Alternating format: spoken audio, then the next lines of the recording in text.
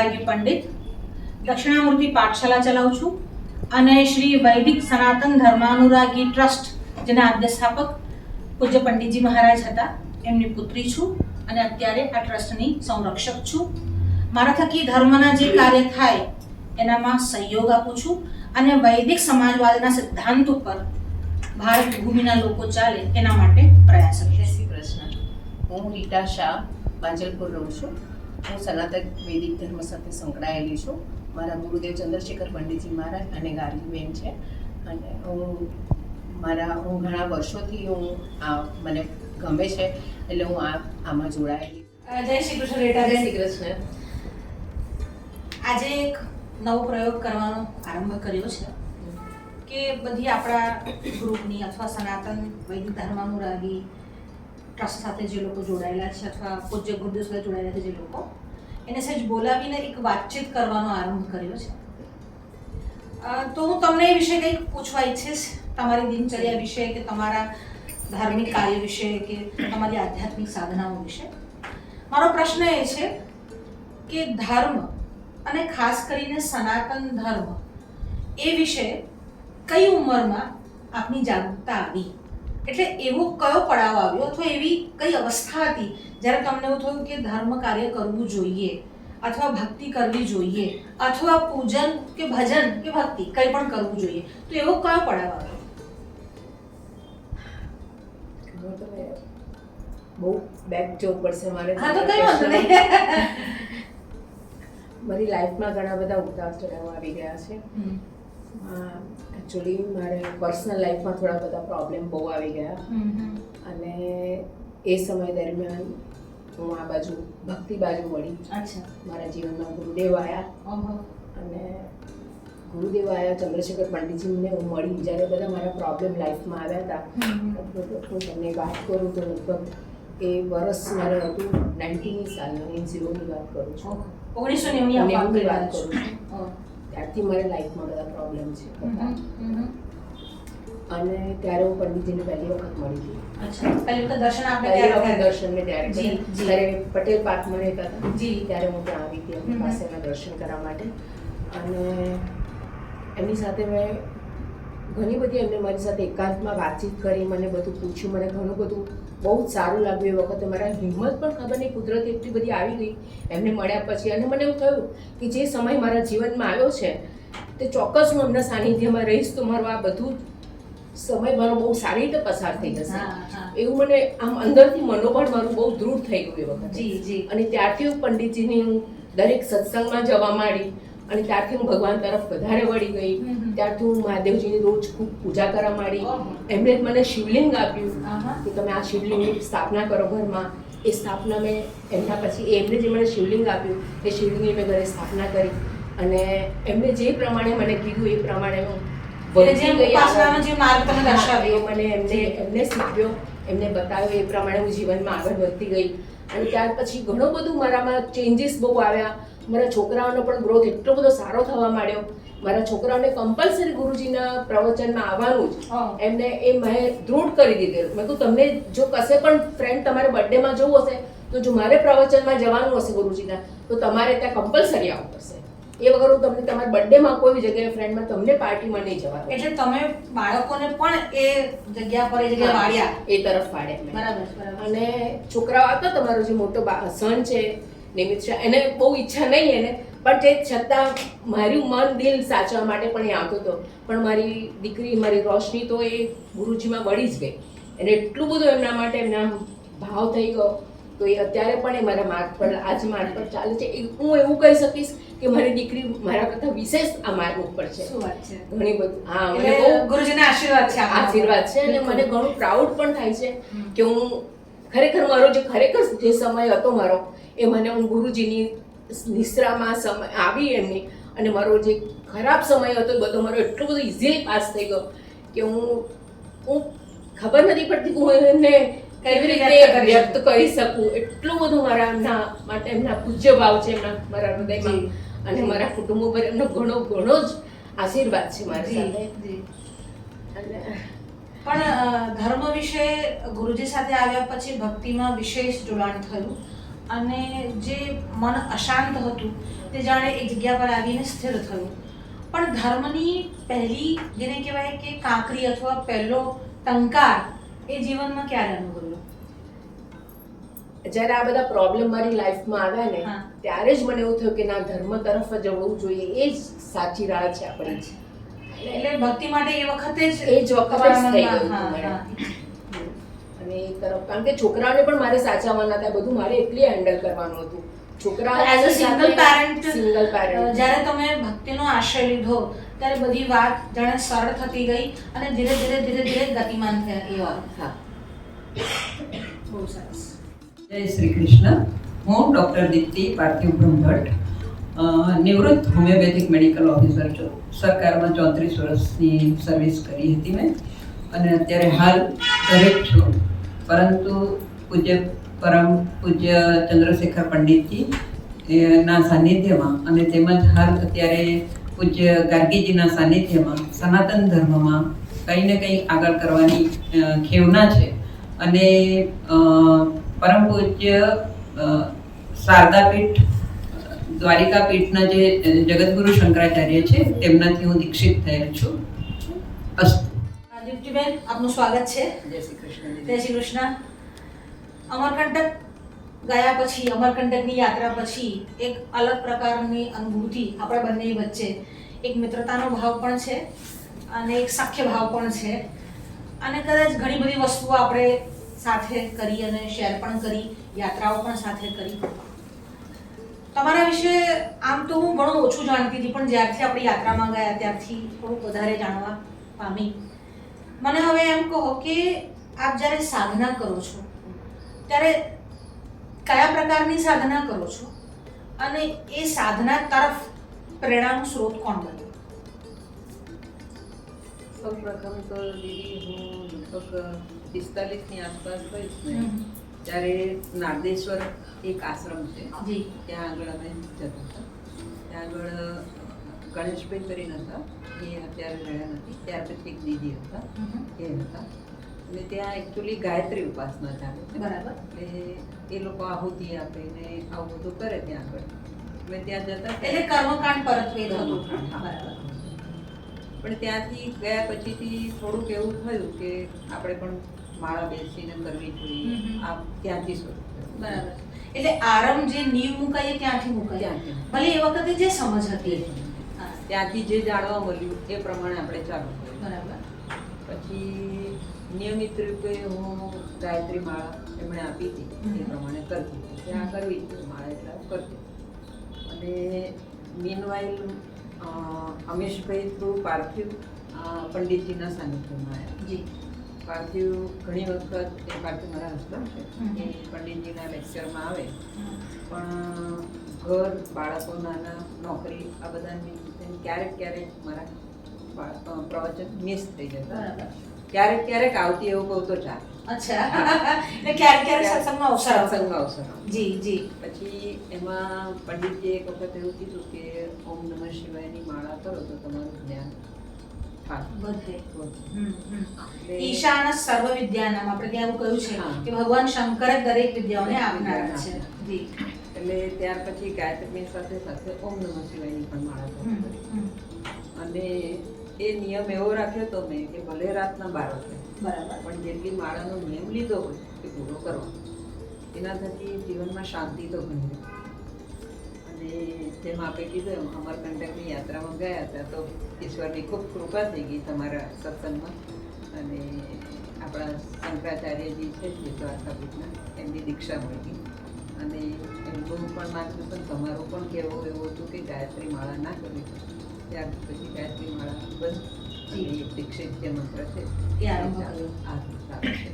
બરાબર છે. સાધનાની કોઈ વિશેષ અનુભૂતિ શેર કરશો?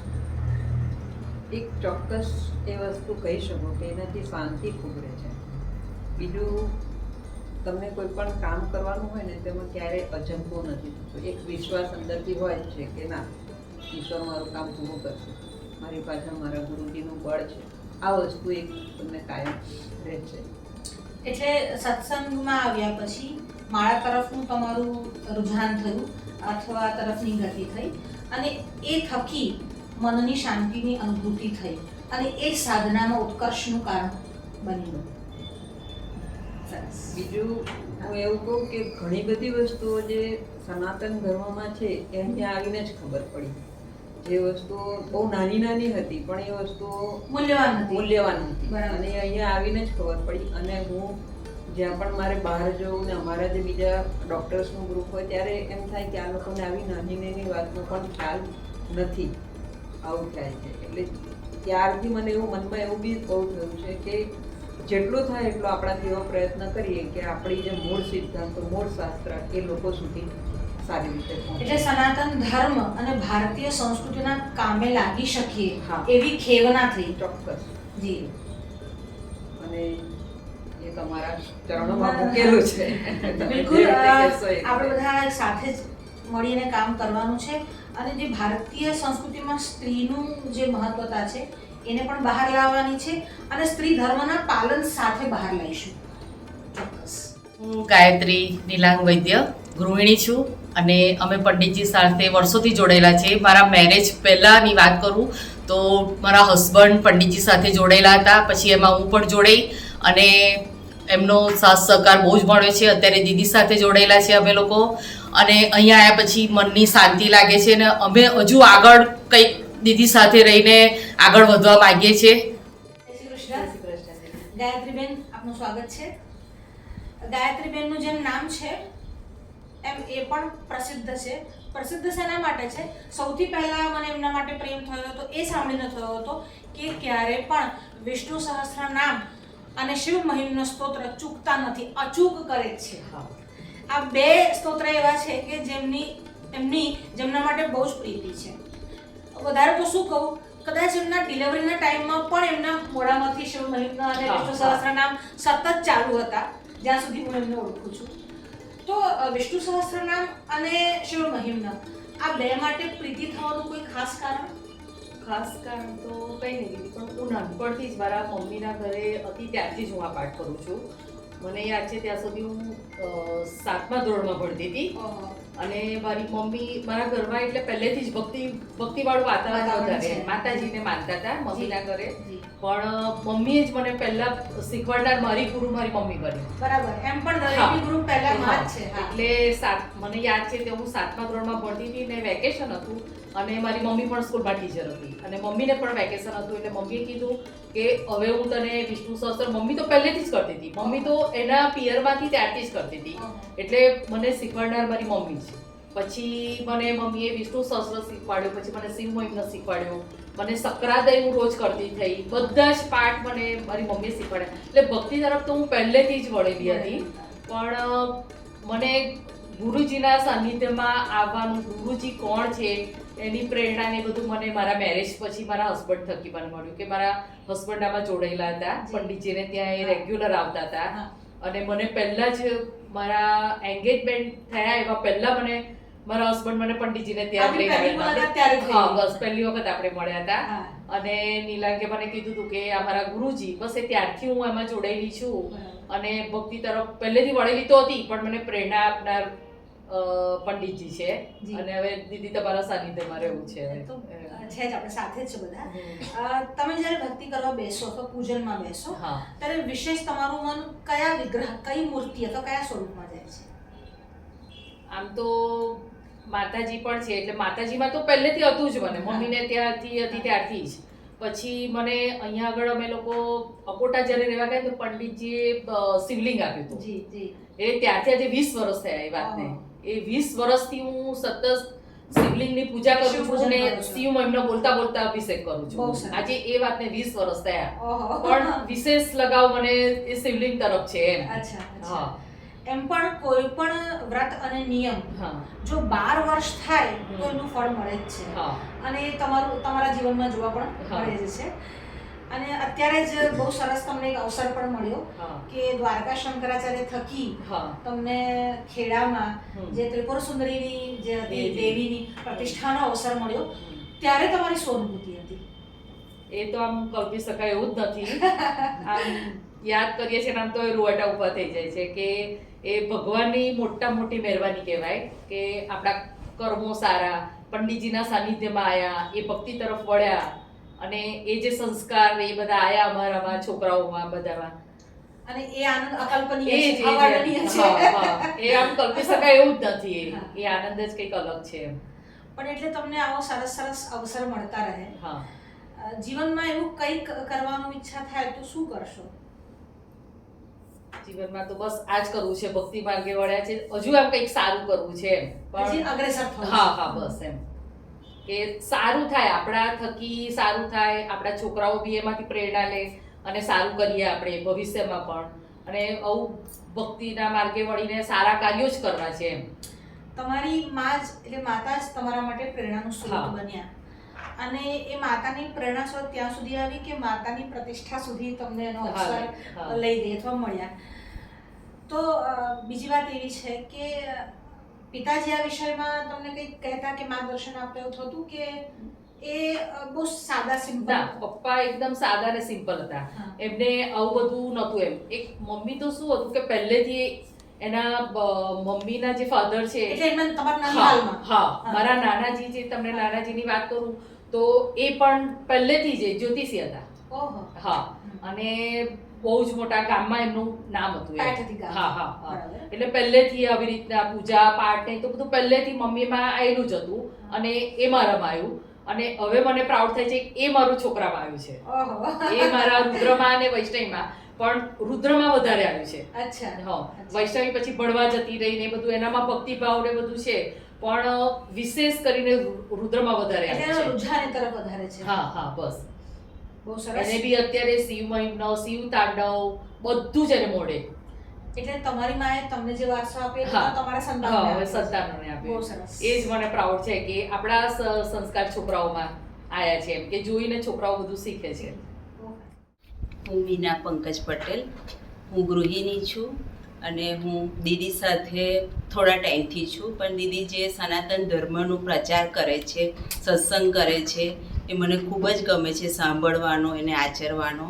હું છું ધર્મમાં બીજા, પણ મને બધા જ ભગવાન એક સરખા લાગે છે. સનાતન ધર્મ વિશે જે કરે છે એ ખૂબ જ સારું કરે છે અને હું હવે સાથે રહીશ એ પ્રોમિસ કરું છું દીદી તમને.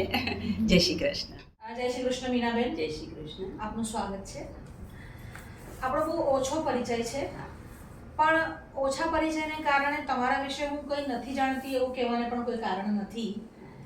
છતાં પણ ઘણી બધી વસ્તુઓ તમારી બહુ સુંદર હોય છે અને બહુ સરસ રીતે તમે એ વસ્તુને ઓપ આપી શકો છો. વ્યવહારના વિષયમાં કદાચ તમારી પાસે કોઈ શીખવું પડે એવો તમારો વ્યવહાર લોકો સાથેનો હોય છે. જ્યાં સુધી મેં નિરીક્ષણ કર્યું છે કે આ સુધી હું તમને ઓળખી રહી છું ત્યાં સુધી બહુ જ સારા, એટલે વ્યવહારિક જીવનમાં બધાને સાચવીને કેવી રીતે ચાલવા એ કદાચ તમારી પાસે શીખવા જેવું છે. તો તમારા ઘરોમાં આટલું વ્યવહાર કુશળ કોણ હતું? મારા ઘરે આમ એકચ્યુઅલીમાં જોઈએ તો મારું આખું ફેમિલી જેવું છે. અચ્છા. હા, મારા પિયર સાઈડે એવું છે અને સાસરી સાઈડે પણ બધા હેલ્પિંગ નેચર છે કે કોઈક એકવાર અવાજ કાઢે મારે આ કરવું છે તો એ લોકોને એવું થાય કે શું કરી નાખીએ. સાસરીમાં બી મારા બધા આખું અમે જોઈન્ટ ફેમિલી છે પણ બધા જ એવા છે. ઇવન મારા મમ્મીના સાઈડે બી એવું છે કે બધા જ ભાઈ છે, અત્યારે બેન છે, બધા જ એવા ફેમિલીમાં છે. ઇવન એમના છોકરાઓ, મારો છોકરો અત્યારે યંગ એજનો છે તો બી એને એવું છે કે હું કંઈક કરું એમ. એને એવું છે કે મમ્મી હું ગરીબોને, એને વધારે એવું છે કે હું ગરીબ માટે કરું. અને ઇવન મને એવું છે કે મને કોઈ પણ એકવાર બોલે ને કે મારે આ કરવું છે, એટલે મને એવું થાય કે હું એના માટે આમ ક્યારે જલ્દી એ કામ પૂરું કરું. એટલે એક શોખ નહીં કે દેખાવ નહીં, પણ મને એક સદાચારની વૃત્તિ છે. આવી ગયું છે. હા, નેચરમાં જ આવી એક સદાચારની વૃત્તિ છે. હા. પણ ઘરમાં કોઈ વિશેષ ભક્તિ કે સંપ્રદાયનો માહોલ ખરો? છે, પણ એકચ્યુઅલી મારા મમ્મી સાઈડે વધારે હતો. અમે સ્વામિનારાયણ હતા. અચ્છા. ત્યાં મને બહુ જ જાણવાને શીખવા મળ્યું. પછી અહીંયા આવી તો માતાજીનું છે, અંબેમાનું. પણ મારા ઘરમાં સાસરીમાં એટલું બધું નથી. જે મારા ઉપાસના થવી જોઈએ, હા, જે એવરીડે જે હોવું જોઈએ એ નથી. કરે દીવો છે ને એવી રીતના જે કરવાનું હોય કોમન એ કરી લે. પણ મારા જે વડ સાસુ હતા એ માતાજીના ભગત હતા, બહુ જ ચુસ્ત હતા.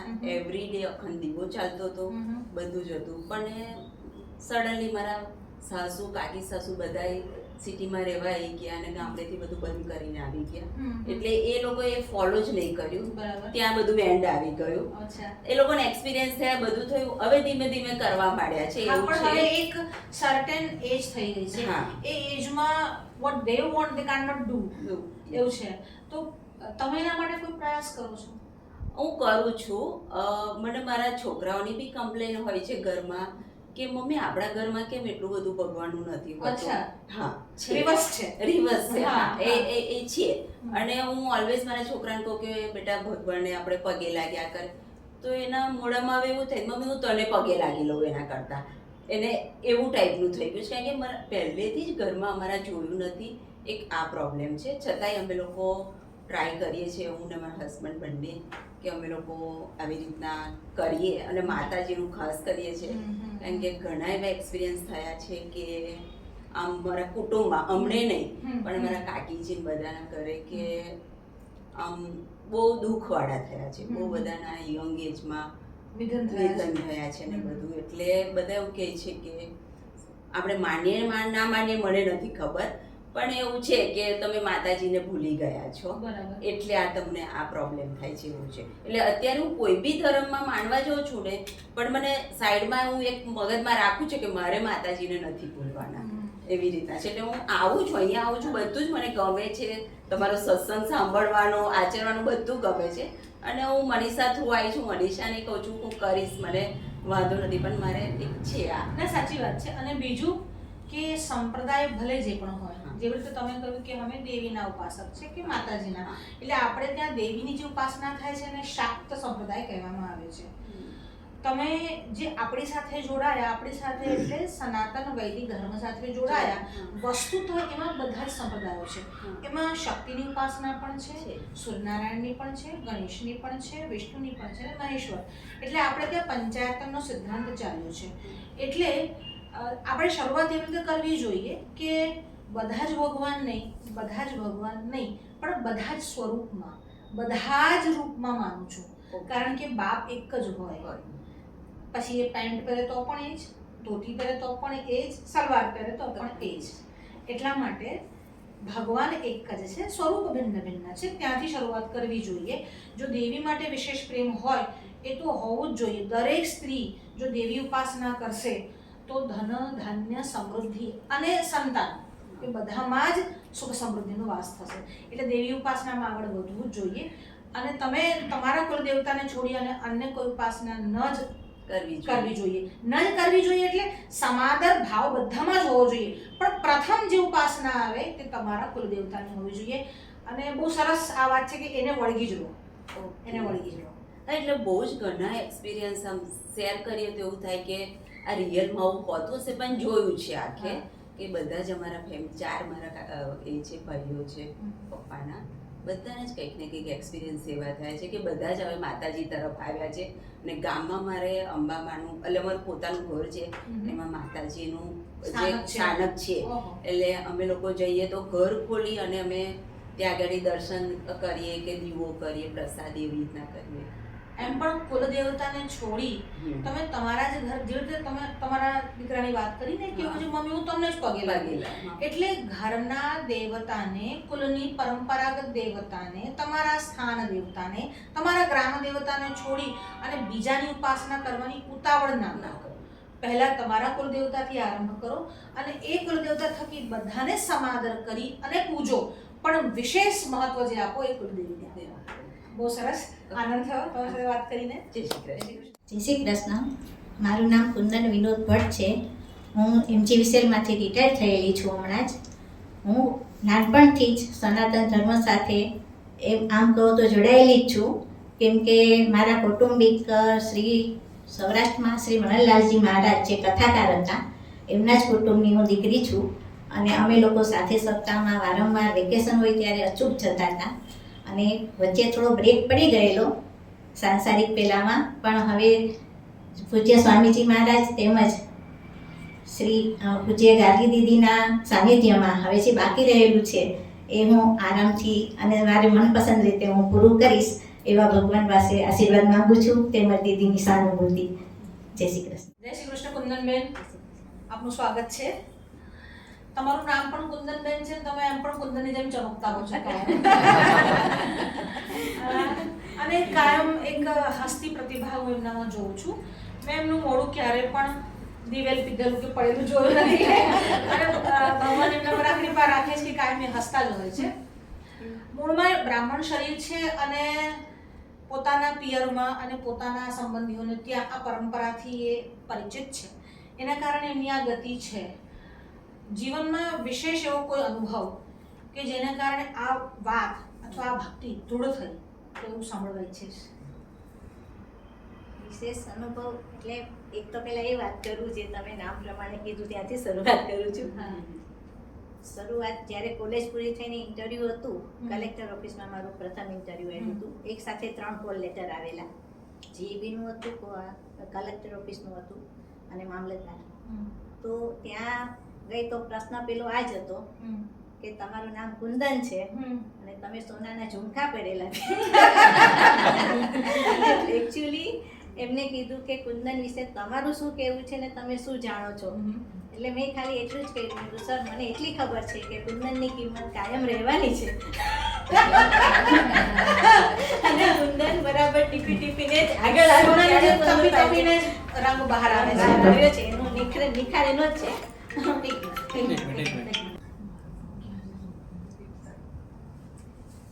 એટલે પછી એમાં જે હું કહું છું કે મારા પડદા એટલે અમારા કુટુંબિક છે મનહરલાલજી મહારાજ. હું સૌથી એટલે જ્યારે 4 વર્ષની હતી ત્યારે સૌરાષ્ટ્રમાં દરેક જગ્યાએ મોરબી કહો, રાજકોટ, જામનગર ગીતા વિદ્યાલય કાયમ ચાલે છે અત્યારની પણ સ્થિતિમાં. તો ગીતા વિદ્યાલય સાથે મારું જોડાણ પહેલાંથી જ હતું. અને એ વખતે 4 વર્ષની હતી જ્યારે હું 10મા ધોરણમાં આવી ત્યારે ફૂલ 18 અધ્યાય કંઠસ્થ થઈ ગયેલા. ઇવન જ્યારે કથા હોય, સપ્તાહ બેઠેલી હોય, ધારો કે રાજકોટમાં હોય કે કોઈ અમદાવાદમાં હોય, તો વેકેશન હોય એટલે એ બાપાની દીકરી 2 અને હું અમારા 3 ને સાથે જવાનું. ત્યાં આગળ અમે કથા સાંજે પૂરી થાય, સમાપ્ત થાય પછી સાંજના પ્રોગ્રામમાં માણભટ્ટજીનો પ્રોગ્રામ હોય, અલગ અલગ રોજના નિત્ય નવીન અલગ પ્રોગ્રામ હોય, ત્યારે ગીતાજીના શ્લોક ઉપર અંતાક્ષરી રમાડતા. એ અંતાક્ષરી વખતે હું દર વખતે ફર્સ્ટ આવતી હતી ભગવાનની કૃપાથી.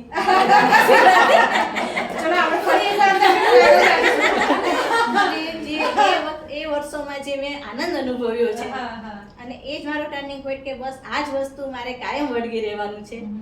અને ઇવન જે એટલા મેડલ પણ એમાં મળ્યા છે અને બહુ સરસ રીતે શ્લોકની અંતાક્ષરી મજા આવતી રમવાની. અને કાયમ એટલું કે આ લોકો વેકેશન સિવાય કથા અમારે રાખવી જ નથી એવા લોકો હતા યજમાન બધા કે વેકેશન હશે તો જ આ લોકો આવશે ને આ પ્રોગ્રામ થશે. 2-4 શ્લોકોની અંતાક્ષરી અમે પણ રમી લઈએ. એ વસ્તુ એ જ કહેવા માંગુ છું. પછી જ્યારે મેરેજ થયા એટલે આખું વાતાવરણ બધન ઉલટું. ગીત સંગીતનો શોખ, ગાવા કરવાનો, સ્ટેજમાં નાટક ભજવવાનું, બધામાં પ્રોગ્રામમાં સ્કૂલમાંથી પહેલેથી જ ભાગ લીધેલો અને સ્કૂલની મોનિટર પણ હતા એટલે બધા પ્રોગ્રામમાં આગળ પડતા હોય એ સ્વાભાવિક છે. પણ એ અરસામાં જ્યારે આ વસ્તુ સાસરે આવીને થઈ ત્યારે તદ્દન વિપરીત કે ગાવા કરવાનું આપણું કામ નહીં, આ વસ્તુ આપણે આપણા આલામાં જ રહેવાનું, સારી વસ્તુ નથી.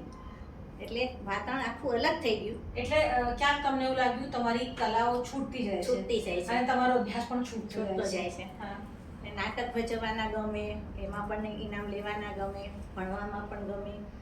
પછી ધીમે ધીમે કરતા જે અનિશાબેન, પંકજભાઈ, મીનાબેન શરૂઆતે મારું જે જોડાણ થયું ત્યારથી એ મારો જે અધૂરો શોખ એ ભગવાનની કૃપાથી પાછો મારો શરૂ થયો. અને ધીમે ધીમે મનીષાબેન થકી આપના સાનિધ્યમાં આવવાનું થયું. જે મારું બાકી રહેલું, વિસરાઈ ગયેલું, એ આપની સાથે મને બહુ મજા આવે છે શેર કરવાથી. અને મને બહુ જ આનંદ થયો કે મારું ભગવાને કંઈક સાંભળ્યું અને હું પાછી 20-25 વર્ષના અંતર પછી વચ્ચે બ્રેક પછી હું પાછી આ તમને એવું લાગ્યું કે આ બધી વસ્તુઓ વિસરાઈ ગઈ, ક્યાં તો એમાં એક બ્રેક આવ્યો, એની પાછળ તમે સ્ત્રી છો એ જ કારણ છે કે બીજા બધા કારણો પણ હોઈ શકે? સ્ત્રી તો ઠીક છે, આપણી જવાબદારી આવે, બાળકો છે, બધું થાય એનું ભણાવવાનું. એટલે એ તમારા ઘરમાં તમે સ્ત્રી છો એટલે આ રોગ હતી કે આમ પણ બધા જ માટે એવું કે એ પ્રકૃતિ ત્યાં હતી જ નહીં કોઈની. બિલકુલ પ્રકૃતિ હતી જ નહીં ત્યાં. હતી જ નહીં. પિક્ચર નહીં જોવાનું. ઇવન મારા સસરા સ્ટેજ હતા પણ એ કલાકાર હતા, પણ ઇવન એમના છોકરાઓને રિસ્ટ્રિક્શન હતું કે મારા સસરા નાટક ભજવે પણ જોવા ના આવવાનું. પણ જોવા નહીં જવાનું. હા, હા. એક કિસ્સો કહું, બધાને મજા આવશે જી. જો ટાઈમ હશે આને બિલકુલ ચલો. તો મારા મિસ્ટર ને મારા સૌથી નાના નણંદ 8 ભાઈ બહેનનું કુટુંબ અને મારા કાકેશ સસરાના 8 ભાઈ બહેન, એના બે નાના દીકરા, મારા મિસ્ટર અને મારા સૌથી નાના નણંદ, એ 4 જણાને નક્કી કર્યું કે આજે આપણે નાટક સારું છે ને આપણે જોવા જવાનું છે. એ લોકો રાત્રે જમી કરી નવરા થઈને કે અમે રૂમમાં લેસન કરીએ છીએ. મારા સાસુએ કીધું હા વાંધો નહીં, વાંચીને લાઇટ બંધ કરીને બસ સૂઈ જાજો કલાક પછી. એ લોકો એની રીતે નીકળી ગયા, ગમે એમ કરીને ત્યાં પહોંચ્યા. નાટકમાં તો બરાબર જોયું, મારા સસરાનું ધ્યાન પડી ગયું કે આ લોકો આવેલા છે. એમની નજર પડી ગઈ. બધા ધીમે ધીમે નાટક પૂરું થયું, બધા બહાર નીકળતા હતા. મારા સસરાએ ત્યાંના જે હતા પેલા ઓર્ગેનાઇઝર એમને કહ્યું કે આ ડોર છે ને તમે આ 4ને નીકળવા ન દેતા, એમને કંઈક વાતમાં ઉલઝાવી રાખજો. અને પછી એ લોકો એને ડોર બંધ કરી દીધું અને આખી રાત એ લોકો ત્યાં સ્ટેજ પર સૂતા રહ્યા. રાત્રે સવારે ઉઠવાનું સ્કૂલનો ટાઈમ થયો, મારા સાસુ રૂમમાં ગયા કે છોકરાઓ ક્યાં, કે વહેલા જતા રહ્યા, ગયા થયા, શું હશે, કંઈ પ્રોગ્રામ છે, શું છે. પણ મારા સસરા એક શબ્દ બોલ્યા નહીં કે હું ત્યાં બંધ કરીને આવ્યો છું. પણ પહેલા જમાનામાં આવી સજા અપાતી હતી અને છતાં પણ મજાની વાત તો એ છે કે બાળકોને પોતાના મા બાપ માટે ક્યારેય કુભાવ નતો આવતો.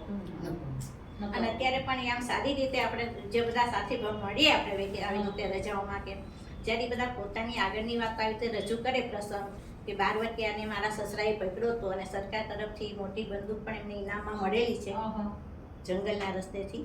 એટલે એ લોકો બહાદુરીનું પણ એટલું સરસ વર્ણન કરે અને બહુ ભાવથી એમ કે ના મોટા ભાઈ આમ સામે સોફા પર બેસી નહોતા શકતા, 4 બહેનો હતા પણ સસરા બેઠા હોય તો સામે એ લોકોથી ન બેસે. એટલે બહુ જ મર્યાદાવાળા ઘરમાંથી આપ ત્યાં ગયેલા છો અને તમારા પોતાના જ ઘરમાં પણ ભક્તિવાળું વાતાવરણ હતું.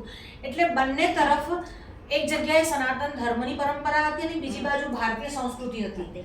એટલે બંનેનું સામંજસ્ય તમારામાં જોવા મળે છે અને એના કારણે તમારામાં આ ઉત્સાહ છે કે તમે બી આ વાતમાં હંમેશા પોતે અગ્રેસર રહો છો. બહુ સરસ, આનંદ થયો આપણે મળીને. જય શ્રી કૃષ્ણ. સાનિધ્યમાં આગળ વધતા રહીએ એવી ઈચ્છા. જય શ્રી કૃષ્ણ. હું સપના અજય પટેલ માંજલપુર રહું છું. અમે છેલ્લા ઘણા વર્ષોથી પૂજ્ય ગુરુજી મહારાજના સાનિધ્યમાં છે. અમને સત્સંગ બહુ જ ગમે છે. જય શ્રી કૃષ્ણ. જય શ્રી કૃષ્ણ. તમારું સ્વાગત છે સપના. એમનું નામ સપના છે પણ સપનાની દુનિયામાં રહેતા નથી, બહુ જ વાસ્તવિક ધરાતલ પર રહે છે અને આમ મોજીલા વ્યક્તિ છે, ઓછું બોલે છે. એમને ફરવાનો પણ શોખ છે, એમને રીલ્સ બનાવવાનો પણ શોખ છે અને આપણી સાથે વર્ષોથી જોડાયેલા છે. વિશેષ રૂપે આમ ઠંડુ વ્યક્તિત્વ છે પણ ગહેરાઈ છે, એટલે ડીપ છે જેને કહેવાય. દરેક વસ્તુ માટે એમનો પોતાનો એક વિઝન છે અને એ રીતે એને કરવા પણ ઈચ્છે છે. તો હું આપણી પાસે જ આ વિષયને પૂછીશ કે તમારે ત્યાં એટલે તમારા ઘરમાં કોઈ વિશેષ ભક્તિની પરંપરા હતી કે સાસરે આવ્યા પછી જ તમારામાં પરિવર્તન આવ્યું? ના, મમ્મીના ઘરે સ્વામિનારાયણ સંપ્રદાય હતો, ઉચ્ચાસણમાંથી, અને અહીંયા આવ્યા પછી કારવરણ ત્યાં હા, ત્યાં અમે કંઈ બી નાનું મોટું કંઈક બી ઘરમાં દુઃખ હોય ખુશી હોય કારવરણ જાઓ. બરાબર. અને ઘરમાં પંચાયતની સ્થાપના થઈ રાકેશભાઈને મળ્યા. અમે દર સોમવારે સંદીપભાઈની ત્યાં અમે સત્સંગ કરતા, દર સોમવારે. રાકેશભાઈ સાથે પરિચય વધતો ગયો ગુરુજીની ત્યાં થયા. મોટાભાઈ મારા નણંદ, ઇન શોર્ટ આખું કુટુંબ ધીરે ધીરે અમારી પાછળ. પણ તમે લોકો પહેલા આવતા થયા? મોટાભાઈને અમે સાથે. તમે સાથે ગુરુજી પહેલા મોટાભાઈની દુકાને ત્યાં સિટીમાં દુકાન છે ત્યાં આવેલા. મારા એમની પધરામણી ત્યાં હતી. હા જી. ગુરુજીએ શિવલિંગ આપ્યું, અમને પંચાયતની પૂજા કેવી રીતે કરવી એ શીખવાડ્યું. અને મારા નાનો જે સન છે પાર્થ, એનું નામ ગુરુજીની કૃપા. અચ્છા, નામકરણ પિતાજીએ કર્યું. અત્યારે બંને છોકરાઓ ધ્રુવ અને પાર્થ બંને મળીને રોજ સવારે અભિષેક, પંચાયતન, સ્નાન, દીપ, બધું બંને છોકરાઓ મળીને કરે છે. રોજ છોકરાઓ પગે લાગીને અને પગે લાગીને જ પછી ઘરમાં બહાર ઓફિસને બધી છે. બરાબર. તમારી કોઈ ખાસ ઈચ્છા ખરી ધર્મને લક્ષી કે રાષ્ટ્રને લક્ષી કે સમાજને લક્ષી કે મારા થકી આ કાર્ય થવું જોઈએ, જેની મને અંદર પ્રબળ ઈચ્છા છે, બહાર નથી આવતી પણ ઈચ્છા પ્રબળ છે, એવું કંઈ ખરું? સનાતન ધર્મ, સનાતન એ બધાના મોડે અને બધાના જીવનમાં આવે એવી ઈચ્છા ખરી. કેવી રીતે તમે તમારું આ જે રૂટીન છે અથવા દિનચર્યા છે, જે ઉપાસના છે, કેવી રીતે કરો છો? સવારે નિત્ય બધું પરવારીને ઉપર એટલે કશે બી અડ્યા વગર પણિયારાને દીવો કરવાનું. રામ દરબાર છે અમારે, ત્યાં અમારે દીવો કરવાનું. બરાબર. રામ દરબાર તમે લોકોએ જ સ્થાપના કરી છે કે પહેલેથી જ છે આપણે ત્યાં? ના, મારા નણંદ લાવેલા. અચ્છા. ઘરમાં બધા. અચ્છા. પછી એવું થયું ચાલો રામ દરબાર ત્યાં બી દીવો કરવો જોઈએ. પહેલાં બહાર હોલમાં મૂક્યું હતું, બરાબર. મંદિરમાં, પછી દેવાલયમાં, દેવસ્થાનમાં મૂક્યું? હા. બરાબર. એટલે ત્યાં રોજ હું પણિયારે માટલાય અને ત્યાં દીવો કરું. મંદિરમાં છોકરાઓ દીવો કરે. પણ યારે દીવો કરવાનું કારણ? પિતૃ એવું તમને કહેવામાં આવ્યું કે તમને જ અંદરથી પ્રેરણા થઈ એવી? ના, કહેવામાં બી આવ્યું હતું અને મારા મમ્મીના ઘરે મમ્મી કરતા હતા. અચ્છા. એટલે પછી તો હું હોસ્ટેલમાં ભણતી હતી, ત્યાં તો દીવો ને બધું શક્ય નહોતું. એટલે પછી મમ્મીનું એ બધું યાદ આવ્યું કે ના, પણિયારે દીવો કરવો જોઈએ. અમારા ઘરેથી બી બધા કહેતા હતા કે પણિયારે દીવો કરવો જોઈએ. કે પણિયારે દીવો કરવું થયું પિતૃઓને. પછી અન્નપૂર્ણા વ્રત કરો છો? ફોટો અચ્છા, ફોટો ફોટો છે. રસોડામાં રાખું. એટલે ત્યાં એનું સ્તોત્ર બોલીએ અને પછી જ ગેસ રસોઈ બનાવો છો? તમે કોઈ વાર એવું, હા, કંઈક પૂછવા માંગે છે? એક હું પ્રશ્ન એ પૂછવા માંગુ છું કે આ પનિયારીએ જે દીવો કરવાનો છે પિતૃ દેવતા માટે, એ તમે અખંડ રાખો છો કે કઈ રીતનું હોઈ શકે છે? ઘણા, કેમ કે મારા નણંદ રાખે છે પણ એમનો અખંડ દીવો વર્ષોથી ચાલે છે પિતૃ માટેનો. ના, આપણે દીવો એકવાર જ એટલે દીવો માંગલિક થાય ત્યાં સુધી રાખવાનો. પિતૃઓ માટેનો દીવો અખંડ રાખવો એવું આવશ્યક નથી. દેવતાઓના વિષયમાં જે વાત છે, પણ કોઈ રાખે તો એમાં ના પણ નથી. કેટલીક વાર લોકોમાં એ વાત કે ભ્રાંતિ ફેલાયેલી હોય છે કે પિતૃઓનો પિતૃઓનો દીવો છે તો એને આડી વાટનો રાખવાનો કે ઊભી વાટનો રાખવાનો, એ પણ કઈ દિશામાં રાખવાનો? આડી વાટ રાખો, ઊભી વાટ રાખો, તેલનો રાખો, ઘીનો રાખો, પહેલા દીવો કરતા થાઓ. વાત તો ત્યાં છે કે દીવાથી આરંભ થાય. પછી એના વિશે વિચાર કરીશું કે આડી કરવી કે ઊભી કરવી કે તેલ નાખવું કે ઘી નાખવું. ઘીનો જ દીવો થાય. પહેલો પ્રશ્ન વાત તો આ છે કે ઘીનો જ દીવો થાય. પણ ઘી ના હોય તો ઘીના અભાવમાં તેલ ન કરવું. પણ તેલ હોય તો કયું તેલ લેવું? તો કઈ તલનું તેલ લેવું. તલનું તેલ ના હોય તો ભાઈ સિંગ તેલ લો. સિંગ તેલ ના હોય તો સરસવનું લો. ના હોય તો દિવેલનો પણ કરો, દીવો કરો. વાત તો આટલી જ છે. પણ દીદી, એમાં એવું છે કે મને એક મહારાજે એવું કીધું છે કે જે આપણે ઘરમાં એન્ટર થઈએ ને તો રાઈટ સાઈડ અરે લેફ્ટ સાઈડે દીવો કરવાનો પિતૃઓનો, એવું કીધું છે. પિતૃઓની જો દિશા જોવામાં આવે તો એ દક્ષિણ દિશા છે. એટલે દક્ષિણ દિશામાં થાય. એમાં રાઈટ લેફ્ટ એવું કોઈ નિયમ છે નહીં. ઓકે. અને પનિયારે દક્ષિણ દિશા તરફ વાટ રાખી દીવો. એટલે જ કે પિતૃઓનો જે દીવો થાય તે દક્ષિણાભિમુખ કરવાનો હોય. કોઈ વસ્તુ ખોવાઈ જઈને જે આપણે દીવો કરીએ છીએ ત્યારે આપણે પૂર્વાભિમુખ દીવો કરતા હોઈએ છીએ. જ્યારે આપણે કાર્તવીર્યનું નામ લઈને દીવો કરીએ છીએ ત્યારે. અત્યારે દીવા વિશેની ચર્ચામાં નથી ઉતરતા, પણ વાત એવી છે કે સપનાબેન દીવો કરે છે. અને બીજું આપ શું કરો છો નિત્યકર્મમાં? પાઠ કેવું? પંચાયતની પૂજા, હનુમાન એટલે પૂજન આપ કરો છો કે પછી છોકરાઓ કરે? પછી અભિષેક વારંવાર ફરતી બધા કરીએ છીએ. અને પછી છેલ્લા તિલક ને બધું છોકરાઓ કરી આરતી કરીને પછી બધા પ્રસાદ લઈને પગે લાગે. બરાબર. કોઈ વિશેષ વસ્તુ કરવાની ઈચ્છા કે બસ આમાં જ જે રૂટીન છે એટલામાં જ સમાપ્તિ છે? ના, બસ હવે આટલામાં ખુશ છું. ઘરમાં છોકરાઓ ખુશ છે એટલે અમે ખુશ છે. ના, એટલે પૂજાના વિષયમાં. પૂજનના વિષયમાં સાચું કહું તો હવે છોકરાઓ જેમ જેમ બિઝનેસ વધે છે એમ થોડોક ટાઈમનો બી અભાવ હોય છે. એ લોકોને 8 વાગે પહોંચવાનું હોય ઓફિસે, એટલે 2 કલાક પહેલાં ઉઠીને જેમ 45 મિનિટ તો થાય, છોકરાઓને બી થાય. એટલે પછી છોકરાઓ તો એવું કે શું? અમે ચાલુ વ્હીકલે અમે આ પાઠ કરી લેશું એટલે તો શું ઘરનું કામકાજ કરવું એ પૂજન નથી? હા, એટલે કામવાળી ના આવવાની હોય તો જાતે જ વળગી પડે. એવું નહીં કે બાજુવાળાની કામવાળીને કહીએ એટલે આપણે ત્યાં જે પરંપરામાં છે એવું છે કે પતિ પૂજન કરે કે બાળકો પૂજન કરે, પણ એ પૂજનમાં તમે સહાયભૂત થાઓ છો. એટલે એમની સામગ્રી પણ તૈયાર કરો છો, એમને પાણી પણ ભરીને આપો છો, પ્રસાદ બનાવો છો, એમના માટે ભોજન તૈયાર કરો છો. તો આ બધી જ સહભાગી છે. વસ્તુઓ સહભાગી પૂજન જ છે. એટલે તમે પણ સહભાગીતા ધરાવો છો એમાં. શિવરાત્રિમાં 4 પ્રહરની પૂજા આખી રાત બધા જ આવે છે. બધા 4 પ્રહરની પૂજા કરીએ એટલે ગુરુજીની વિશેષ કૃપા છે. તો અને શંકરાચાર્ય જયંતિ ઉત્સવ કરવાનો છે એવું મનમાં કેવી રીતે દૂર થયું? એકચ્યુઅલી મોટા ભાઈ એ સૌ પહેલાં ઘર પાસે અમે કરતા હતા, પછી મોટા ભાઈને યુએસએ જવાનું થયું એટલે બંને ભાઈઓએ મળીને પછી નક્કી કર્યું કે હવે હું કરીશ. મારા મિસ્ટરે એવું કર્યું કે હવે કંઈ વાંધો નહીં, તમે જાઓ છો તો હું કરીશ. એટલે ભાઈએ થપ્પો એટલે કર્તવ્યતાથી કરો છો.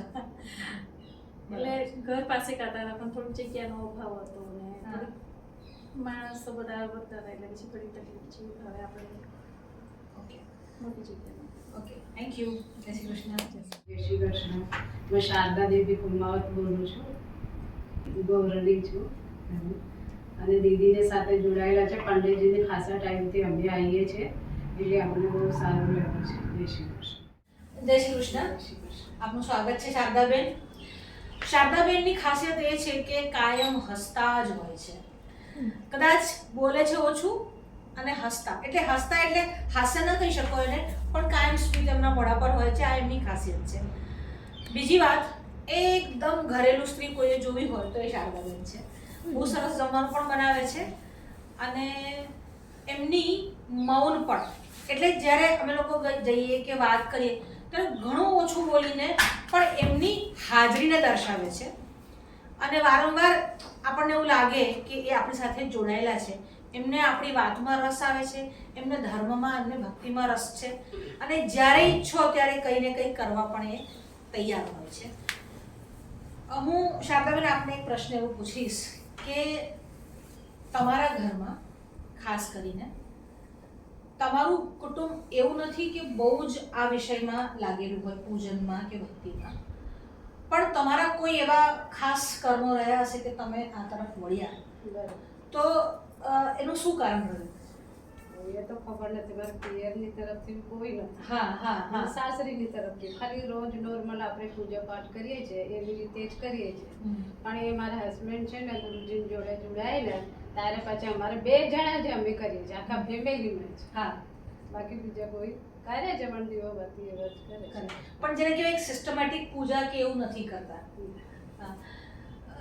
તમે આમ તમારા ઘરમાં બધું બેલેન્સ કરીને ચાલો છો, એટલે એમના ત્યાં દીકરાની વહુ પણ છે, એમના સાસુ પણ છે, તો આ જે બેલેન્સ કરો છો એમાં કઈ વસ્તુ હોવી જોઈએ? તમે શું માનો છો ક્યારે બેલેન્સ થઈ શકે?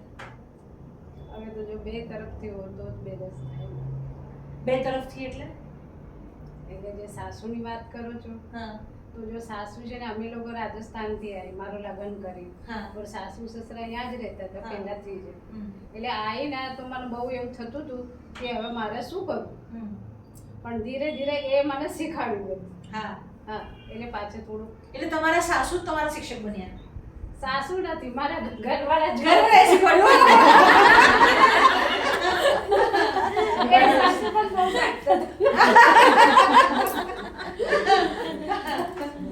બરાબર. સાસુ બોલે લાજ કાઢવાની છે ને એ કે લાજ નથી કાઢવાની. પછી તમે શું બચ્ચું તો રાખ્યું? ના રાખ્યું સસરા મને નથી બોલતા હતા અચ્છા. કે લાજ નથી કાઢવું, પણ સાસુ બહુ એ કે ના લાજ કાઢવું છે, આપણે સમાજમાં રહીએ છીએ એટલે બધા વાતો કરે એટલે ના લાજ તો કાઢવું જ છે તમારે. અને એ ના પાડે ને સસરાય ના પાડે કે નથી કાઢવું એમ. એટલે તમારા આ જીવનમાં, ગૃહસ્થ જીવનમાં તમારા પતિનો બહુ સપોર્ટ રહ્યો? હા, પણ બહુ પહેલેથી જ. હા, પણ બહુ ઓછું બોલે છે. હા બોલે ઓછું છે પણ બધું સમજે. આ જ મોટી વાત છે કે ઓછું બોલે છે પણ તમારી સાથ હા સહકાર છે એમને છે હંમેશા પહેલાથી છે. જ એટલે. અચ્છા, અમને એક સરસ વાત એ પણ કહું કે આપણે એમના હસબન્ડનું નામ કમલેશભાઈ છે, તો કમલેશભાઈને આપણે એવું કહીએ કે કમલેશભાઈ આવું કર્યું તો હું ઘરે ચર્ચા કરીને કહું તમને. એટલે કેવો સહકાર હશે તમે બધા સમજી શકો છો. છોકરાઓ સાથે તમારું કેવું ટ્યુનિંગ ને કેવું બોન્ડેજ છે? સારી છે, એટલે બધી વાતો કરે, એટલે જે સારી હોય તોય કરે, જે આપણે શેર કરવું હોય તોય કરે. વહુ બી એવી જ છે, બેવ.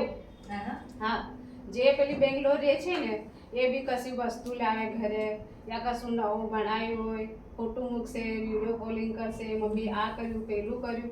નાની છે તો એ બી એવી છે. એટલે બધા હળી મળીને રહે છે. આ હળી મળીને રહેવામાં સાસુઓનું શું યોગદાન હતું? સાસુઓની શું ભૂમિકા હોવી જોઈએ? એટલે સાસુને શું છે પછી એમને જોડે જ એવી ના ના, તમે સાસુ તરીકે તમારી કેવી ભૂમિકા હોવી જોઈએ કે વહુઓ તમારી સાથે આમ હળી મળીને રહે? હા, એટલે બેટી જેવું માનવું પડે ને એમને. એટલે જે કરે એટલે આપણે એમાં સહયોગ આપે તો જ એ આપણી તરફ આવે. એટલે સહયોગ આપશો તો જ, અને તમે દીકરીની જેમ રાખશો તો જ. આ બંને આરસપરસ જ થાય છે. હા, એવું ના થાય કે તમે એકલા જ આગળ વધો કે એકલા જ આગળ વધે. એવી રીતે ના ચાલે. એવી રીતે ના ચાલે. અમને તો કેવો આનો અનુભવ નહીં ને, ના અમે સાસુ ના અનુભવ. ના, મારે સાસરી વાળા બી બોલે છે મને ઘણી વાર કે જોયા સોફા પર બેસી ગઈ, માથે નહીં ઓઢતી, કશું આ પેન્ટ પહેરે છે, ટી શર્ટ પહેરે છે, કશું બોલતી નથી. હવે જો બધું જમાનું બદલાયું છે તો આપણે એકલા ચાલીએ એનો કઈ મતલબ નથી. જો ઘરમાં આખો દિવસ કંકાસ થાય એના કરતા જે કરવું એ કરે, શાંતિ રાખો બધા. એટલે પ્રેમથી હળી મળીને રહેવું એ આવશ્યક છે. કપડાં કે વસ્ત્ર એ તમારા મનની કે ચરિત્ર બતાવતા નથી. એના કારણે જમાના સાથે અને એ લોકોને સહયોગ આપીએ. જો 2 દિવસ સહયોગ આપશો તો ત્રીજા દિવસે એ લોકોની પણ ઈચ્છા થશે કે આપણી પૂછીને કામ કરશે. ના કરે છે. હા, હજુ સુચિતા જો બીજી કાસ્ટ में છે તોય પણ હજુ એટલે કઈ બી હું જાઉં, ચાહે આપણા પ્રોગ્રામમાં જાય રાજસ્થાનમાં તો એ પછી સાડી પહેરશે, બધું મેકઅપ બી કરે અને એ પ્રમાણે એ જાય. એવું નથી કે ભાઈ ત્યાં ગયા તો ડ્રેસ પહેરી લીધું, મારી મરજી ચાલે. એટલે તમારી ઈચ્છા મુજબ વહુ પણ ઢળી છે. હા, પણ બંને હાથે જેમ તાળી પડે કે તમે પણ એવો સહયોગ આપ્યો છો તો વહુ પણ આવી રીતે સરસ પ્રેમથી હળી મળીને રહે છે. તમારી અને કુમારભાઈની ઘણી બધી યાત્રાઓ મારી સાથે પણ થઈ છે.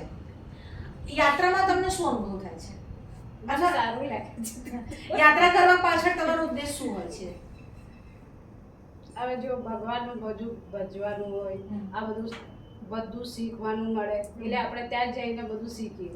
અને ઘણી બધી તો વસ્તુ ખબર જ ના હોય કે આપણે આ કર્યું કે પેલું કર્યું, પણ ત્યાં જઈએ ને તો આપણને થોડીક સારું મળે, જોવામાં બી મળે, એટલે જ્ઞાન વધે. જ્ઞાન વધે, શીખવા પણ મળે. અને યાત્રામાં સત્સંગ પણ થાય, ભગવાનની સમીપ જવાનો એક અવસર મળે. અને એ બી પણ અમે જઈએ છે ને તો બી મારા ફેમિલી વાળા બહુ બોલે છે, પહેલાથી જ બોલે છે કે શું કરવા તમે ત્યાં જાઓ છો, નવરા બેઠા છો કે છતાં પણ તમને યાત્રામાં આનંદ આવે છે. હા, તો આ બધી જ યાત્રાઓ જે કરી એમાં વિશેષ તમને કઈ યાત્રામાં બહુ મજા આવી? મને તો બધામાં જ. તો પણ કોઈ એવા વિશેષ અનુભવ કે આ જગ્યાએ ગયા પછી મને તો બહુ આનંદ આવ્યો?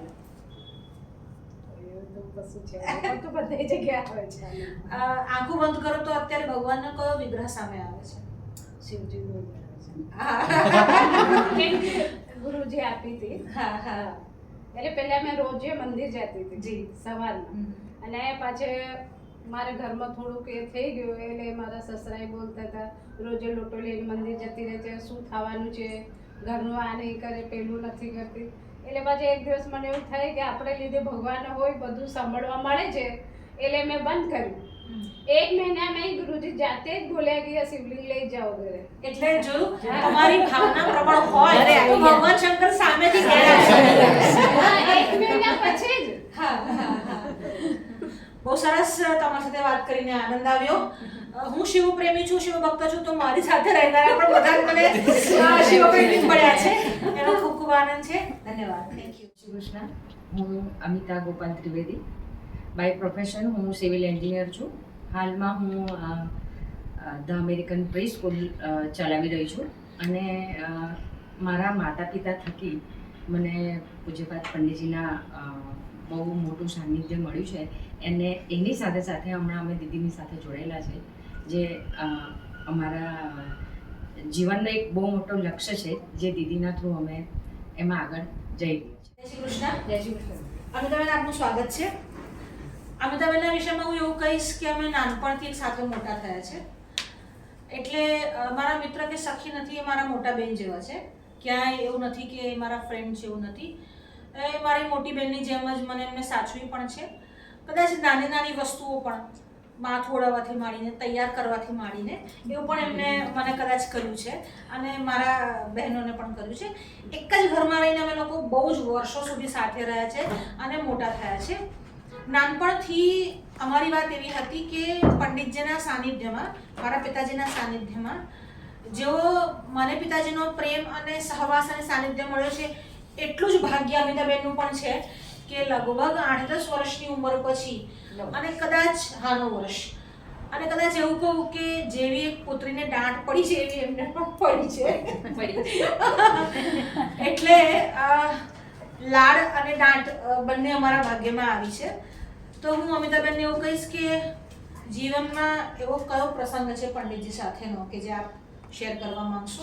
એમ તો ઘણા બધા પ્રસંગો છે જ, કોઈ એક વાત એવું ન કહી શકાય, પણ છતાં પણ એવો પ્રસંગ કે જેમાંથી જીવનની કોઈ સમસ્યા, કોઈ ગઠમાણમાંથી આમ બહાર નીકળ્યા, એટલે આમ જડબે સલાક કોઈ કામ થયું હોય.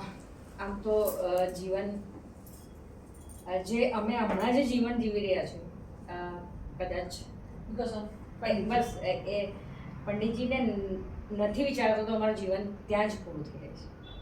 એટલે એટલી બધી કૃપા છે. હમણાં એમની નથી એવું અમે નથી, પંડિતજી અમારી સાથે છે. મારા ઘરમાં પણ એવું છે કે ઘરમાં અમે બેઠા છે તો સામે પંડિતજીનો ફોટો નથી, પંડિતજી છે. આજના તારીખમાં મને એવું છે કે સવારમાં અને સાંજે ઉઠીને સીધું આગલા રૂમમાં ગુરુજીનો ફોટો છે ત્યાં બેસવાનું મારે અને પંડિતજી સાથે વાત કરવાનું. સાંજે રાત્રે સૂતા પહેલાં આખા દિવસની બધી વાત. જે પંડિતજી સાથે અમે જે ગુરુ સાથે રહ્યા, મને તો બિલકુલ દીકરીની જેમ રાખી છે. એટલે એટલા બધા જીવનના પ્રસંગ નહીં, જીવન જ સાથે વણાયેલું છે. એટલે એક પ્રસંગ એવું નહીં, બધા કદાચ એવા 2-4 પ્રસંગ કે જે બહુ જ જીવનમાં આજે પણ આમ એની મીઠી યાદો, જેને કહેવાય કે વાગોળીને જીવન ચાલે છે એવું. એક તો જે બાપ પોતાની બાપ અને મા પોતાની દીકરીને બીજા ઘરે વળાવવાની છે અને જેવી રીતના તૈયાર કરીને એક રીતે જે મોકલવાની હોય, એમાં મારા માતા પિતા પછી પંડિતજીને બહુ કે ગુરુજી હતા તો પણ એમણે મને એટલી સરસ ઘડી છે નાની નાની વાતમાં, જેમ કે રસોઈ કરવી છે, આ છે, ઘરમાં કઈ છે, કઈ પણ વસ્તુ હોય તો પંડિતજીએ મને માર્ગદર્શન બધું પંડિતજીનું કે આમ બોલાય, આમ કરાય, આમ પહેરાય, આમ કરાય, આવી રીતનો વ્યવહાર થાય. બધી જ જગ્યાએ મને પંડિતજીએ એમના આશીર્વાદ મને બહુ જ મળે છે. અને એ જરા સંસ્મરણ કહો કે આપ એકવાર સ્મરણ કરતા હતા, ગાડી આવીને ઊભી રહી હતી. નવનાથ નગરમાં અમે રહેતા હતા અને રાત્રે અમે સૂતા લગભગ 12 વાગ્યા હતા અને એકદમ જ હસબન્ડે કીધું કે ભાઈ સાહેબે એવું મને કીધું કે 12 થઈ ગયા, પછી જસ્ટ આડા પડે. એમને કીધું પંડિતજીની ગાડી આવી. મને કહે છે કે 12:30 થયા, પંડિતજીની ગાડી. અને વિધિન 2 મિનિટ્સ કદાચ મારી સોસાયટીના ગાડી ત્યાં ટર્નિંગ પર વળી અને 2 મિનિટમાં ગાડી ઘર આગળ આવી. તો એટલી બધી ટેલિપેથી કરતાં બી એટલું એમની સાથે એક અટેચમેન્ટ. અમે નાના હતા, શંકરાચાર્ય ભગવાન વિશે જે પણ છે અમને તો ખબર જ નહીં દીદી, બહુ બી ફ્રેન્ક, અમને કંઈ જ ખબર નહોતી. ગુરુજી સાથે આવ્યા પછી અમને ખબર પડી, અને એ પણ બહુ નાના, એટલે બીજું કંઈ વિશેષ આપણને જ્ઞાન ના હોય. એટલે ગુરુજીએ કીધું કે આ કરવાનું, આ કરવાનું, આ સ્તોત્ર કરવાનું, બસ એ કરતા હતા, બીજું કંઈ. પણ ત્યાર પછી જે ગતિ થઈ, પણ એમની કૃપા બહુ રહી અમને. તો જ્યારે શંકરાચાર્યજીનું જીવન ચરિત્ર ગુરુજી કહેતા ગયા, કદાચ હું 8મા ધોરણમાં છું અને એક દિવસ સવારમાં એક સ્વપ્ન આવ્યું અને પછી અમે સડનલી અમારે આવવાનું થયું વડોદરા. અમે કેવડિયા કોલોની રહેતા હતા અને અમે પટેલ પાર્ક. પછી ગુરુજીને મેં કીધું આજે મને સવારે સ્વપ્ન આવ્યું, લગભગ 4:30-5 વાગે. શું આવ્યું? મેં કીધું કે હું હિમાલયમાં એટલો બધો પગ ખૂંપી જાય છે, એટલો બધો બરફ છે, ત્યાં શંકરાચાર્ય ભગવાન આગળ જાય છે અને હું પાછળ દોડું છું અને આખા પહાડ પર એક પણ ઝાડ નથી, એક દૂર ઝાડ દેખાયું. એમની એટલી બધી સ્પીડ હતી, એ ગયા ત્યાં ઊભા રહ્યા અને હું એકદમ હાંફતી પહોંચી અને મેં પગે લાગી અને મેં એમને એવું કીધું. મને પૂછ્યું કે સ્વપ્નમાં પણ આપણે આપણી આપણે ભાષામાં ભાષા જ જોઈએ બોલીએ. સીધી વાત છે હા તો બેટા શું જોઈએ છે? એટલે મેં કીધું કે મને જ્ઞાન જોઈએ છે. પંડિતજીએ કીધું કે કૃપા થઈ ગઈ. ત્યાર પછીના લગભગ 6-8 મહિનામાં શંકરાચાર્ય ભગવાનની પર મૂવી આવી, જે સાઉથનું એક હા મૂવી આવ્યું છે આદિ શંકરાચાર્ય કરીને સંસ્કૃતમાં એક મૂવી છે જે સાઉથ ઇન્ડિયામાંથી રિલીઝ થયું હતું. હા હા વસ્તુ એમાં સેમ છેલ્લે જ્યારે ભગવાન કેદારનાથમાં જાય જાય છે છે. ત્યારે આ સીન મને ત્યારે યાદ આવ્યું કે ભગવાનની એટલે સાનિધ્ય મળ્યું તો એ આપણને આ વસ્તુ કૃપા થઈ. એટલે ભગવાન આદિ શંકરાચાર્યના જે પ્રસંગો તમે પંડિતજીના મુખે સાંભળેલા એ જ જાણે સ્વપ્નમાં ફરી આવ્યા. અમે નસવાડી રહેતા હતા અને એકવાર અમે વડોદરા આવ્યા. તો તે વખતે પહેલા કેવું છોકરીઓને આ ડ્રેસ ને એવું બધું બહુ કપડાં તમને બહુ વેરાયટી એટલી બધી જોવા સીમિત હોય, હા. સીમિત. તો મારી પાસે એક નવો ડ્રેસ આવ્યો અને હું ડ્રેસ પહેરીને હું બેઠી હતી. જેવા મારા પપ્પા પાસે રાજદૂત હતો. રાજદૂત પર મારા 2 ભાઈ અને હું 3 અમે 5 જણા બેઠા, 4 જણા. તો મને આમ દુપટ્ટો જરાક મેં આમ ફેશનમાં નાખ્યો. તો મને પટેલ પાર્ક બહાર ઓટલા પર ગુરુજી આવ્યા અને પછી મને એવું કીધું કે દુપટ્ટો જરા સંભાળીને રાખજો, ગાડીમાં આવી જશે, ટાયરમાં ભરાઈ જશે. એટલે પંડિતજીને જોતા તો મેં આમ એને લઈ અને આમ સરસ વાળી લીધો. પછી થોડાક આગળ ગયા, ડભોઈ કપૂરાઈ 4 રસ્તા આવ્યા ને આમ કુદરતી એવું કે આમ પેલું એક ફેશનમાં નવું ડ્રેસ, પહેલાં તો ડ્રેસ પહેરવાનું એવું આવતું નહોતું દુપટ્ટો અને બરાબર કપૂરાઈ 4 રસ્તા એટલે હાઈવે નેશનલ હાઈવે 8 પર એ દુપટ્ટો મારો ચેનની અંદર વસાઈ ગયો. અને ત્યારે તો આ ફ્લાયઓવર્સ ને એવું કશું નહોતું, એટલો બધો ટ્રાફિક નેશનલ હાઈવે 8 પર તો એ અંદર આવી ગયો. અને પછી ગાડી ત્યાં ઊભી હતી અને ત્યાંથી પછી બધા બહુ બધા કૃપા હતી કે અમે બચી ગયા. ત્યાંથી ગાડી અમને આગળ લઈ ગયા, ત્યાંથી દુપટ્ટો કાઢ્યો. પણ એ વખતે હું કદાચ 6ઠ્ઠા ધોરણમાં હોઈશ ત્યારે એવું થયું કે સંકેત કરવો હતો. ત્યાર પછી એવું થયું છે એટલે એ વસ્તુ જોયું કે પંડિતજીએ કીધું આવું એટલે આવું છે. ત્યાર પછી એક બીજો પ્રસંગ હું દીદી તમને કહું છું. બિલકુલ. મારા લગ્નને 4 વર્ષ થઈ ગયા હતા. એટલે જનરલી લગ્ન થાય ને એટલે એ વર્ષ થાય ને એટલે કંઈક નવા જૂની છે, કંઈક નવા જૂની, જનરલી આ વાત થતી હોય છે. તો એકવાર મને જ્યારે 2000માં ભૂકંપ આવ્યો હતો એ વખતે મને 3 મહિના મિસકેરેજ થયું. પછી બીજી વાર પણ એવું થયું કે થોડાક મેડિકલ ઇશ્યુઝ હતા કે પિંડ મોટો થાય પણ એની અંદર ફિટલ હાર્ટ ના આવે કે એમાં કોઈ ડેવલપમેન્ટ ના થાય. એટલે ડૉક્ટરે એવું કીધું કે આ તમારે આ પણ રિમૂવ કરાવવું પડશે. એટલે મારા મમ્મીને થોડુંક એવું થયું કે ના આવું કેવું થાય. લગ્નના 5 વર્ષ થઈ ગયા. એટલે અમે મને સીધા લઈ ગયા પંડિતજી, હું ને મારા મમ્મી 2 જણા. તો મારા મમ્મીએ એવું કીધું કે ગુરુજી હવે તો કંઈક મંત્ર ભણો, કંઈક એને પાણી પીવડાવો, પણ આ એને 5 વર્ષ થઈ ગયા બધા રહેવું. તો ગુરુજીએ મને એવું કીધું કે મમ્મીને થોડા સમજાવે પણ મમ્મીને થોડું માનું રહે એટલે થોડું હા એવું હતું. હા તો ગુરુજી આમ બેઠા અને ત્યાં સાઈડમાંથી મને એક પેપર આપ્યું અને પછી એક પેન આપ્યું. મને કે અમિતા કંઈક આમાં ચિત્ર દો. એટલે મને પહેલાં તો કંઈ ખબર નહીં પડી કે શું કહે છે મને. પછી કે તું 2 મિનિટ હું વિચારતી હતી, પછી મને કે મૂકી દો, વાંધો નહીં. મને કે આની અંદર તું કોઈ ચિત્ર દોરે છે અને જો એ ચિત્ર તને નથી ગમતું તો તું શું કરે? એટલે મેં કીધું ફાડી નાખું કાં તો ભૂસી કાઢું. મને કે આખી દુનિયાને એ ચિત્રે છે, એને જે ચિત્રવું હશે ચિત્રશે. એટલે એને ચિત્ર નહીં ગમે નહીં એટલે ફાડી નાખશે. એની ઈચ્છા નથી તો કંઈ વાંધો નહીં. દરેક જ અને કુદરતનું એનો પણ જે નિયમ છે, એની જે ઈચ્છા છે એમાં આપણે હસ્તક્ષેપ નહીં કરવો. પછી એવું થાય કે આપણે આ કંઈ પણ કરીએ, કોઈ મંત્ર લઈએ કે આ કરીએ કે કંઈક વિધિ કરીએ અને પછી જે જીવનો તમારી સાથે કોઈ જાતનો સંબંધ નથી એવો કોઈ પણ જીવ તમારી સાથે આવશે, એ તમે પણ હેરાન થશો ને એ પણ થશે. કુદરતની ઈચ્છાને માન રાખો, તમારા નસીબમાંથી કોઈ કંઈ નથી લઈ જવું. એટલે જ્યારે આવશે ત્યારે ઈશ્વરની ઈચ્છાથી આવશે. એટલે બલિ અસી કેવલમ ઈશ્વર ઈચ્છા. પિતાજી જેની પણ સાથે રહેતા એને વારંવાર આ જ વાત અને આ જ સંકેત કરતા કે ઈશ્વરની ઈચ્છાથી વિશેષ કંઈ જ નથી. એટલે જેમાં ઈશ્વરની ઈચ્છા છે એમાં જ તમારી ઈચ્છા ભેળવી દો તો તમારા નસીબમાં સુખ જ સુખ છે. ત્યાં સુખ એ શારીરિક, માનસિક કે વૈભવને લગતું નથી, ત્યાં મનનું સુખ છે. એટલે માનસિક શાંતિ તો જ થશે જો ઈશ્વરની ઈચ્છામાં પોતાની ઈચ્છા ભેળવી દેશો.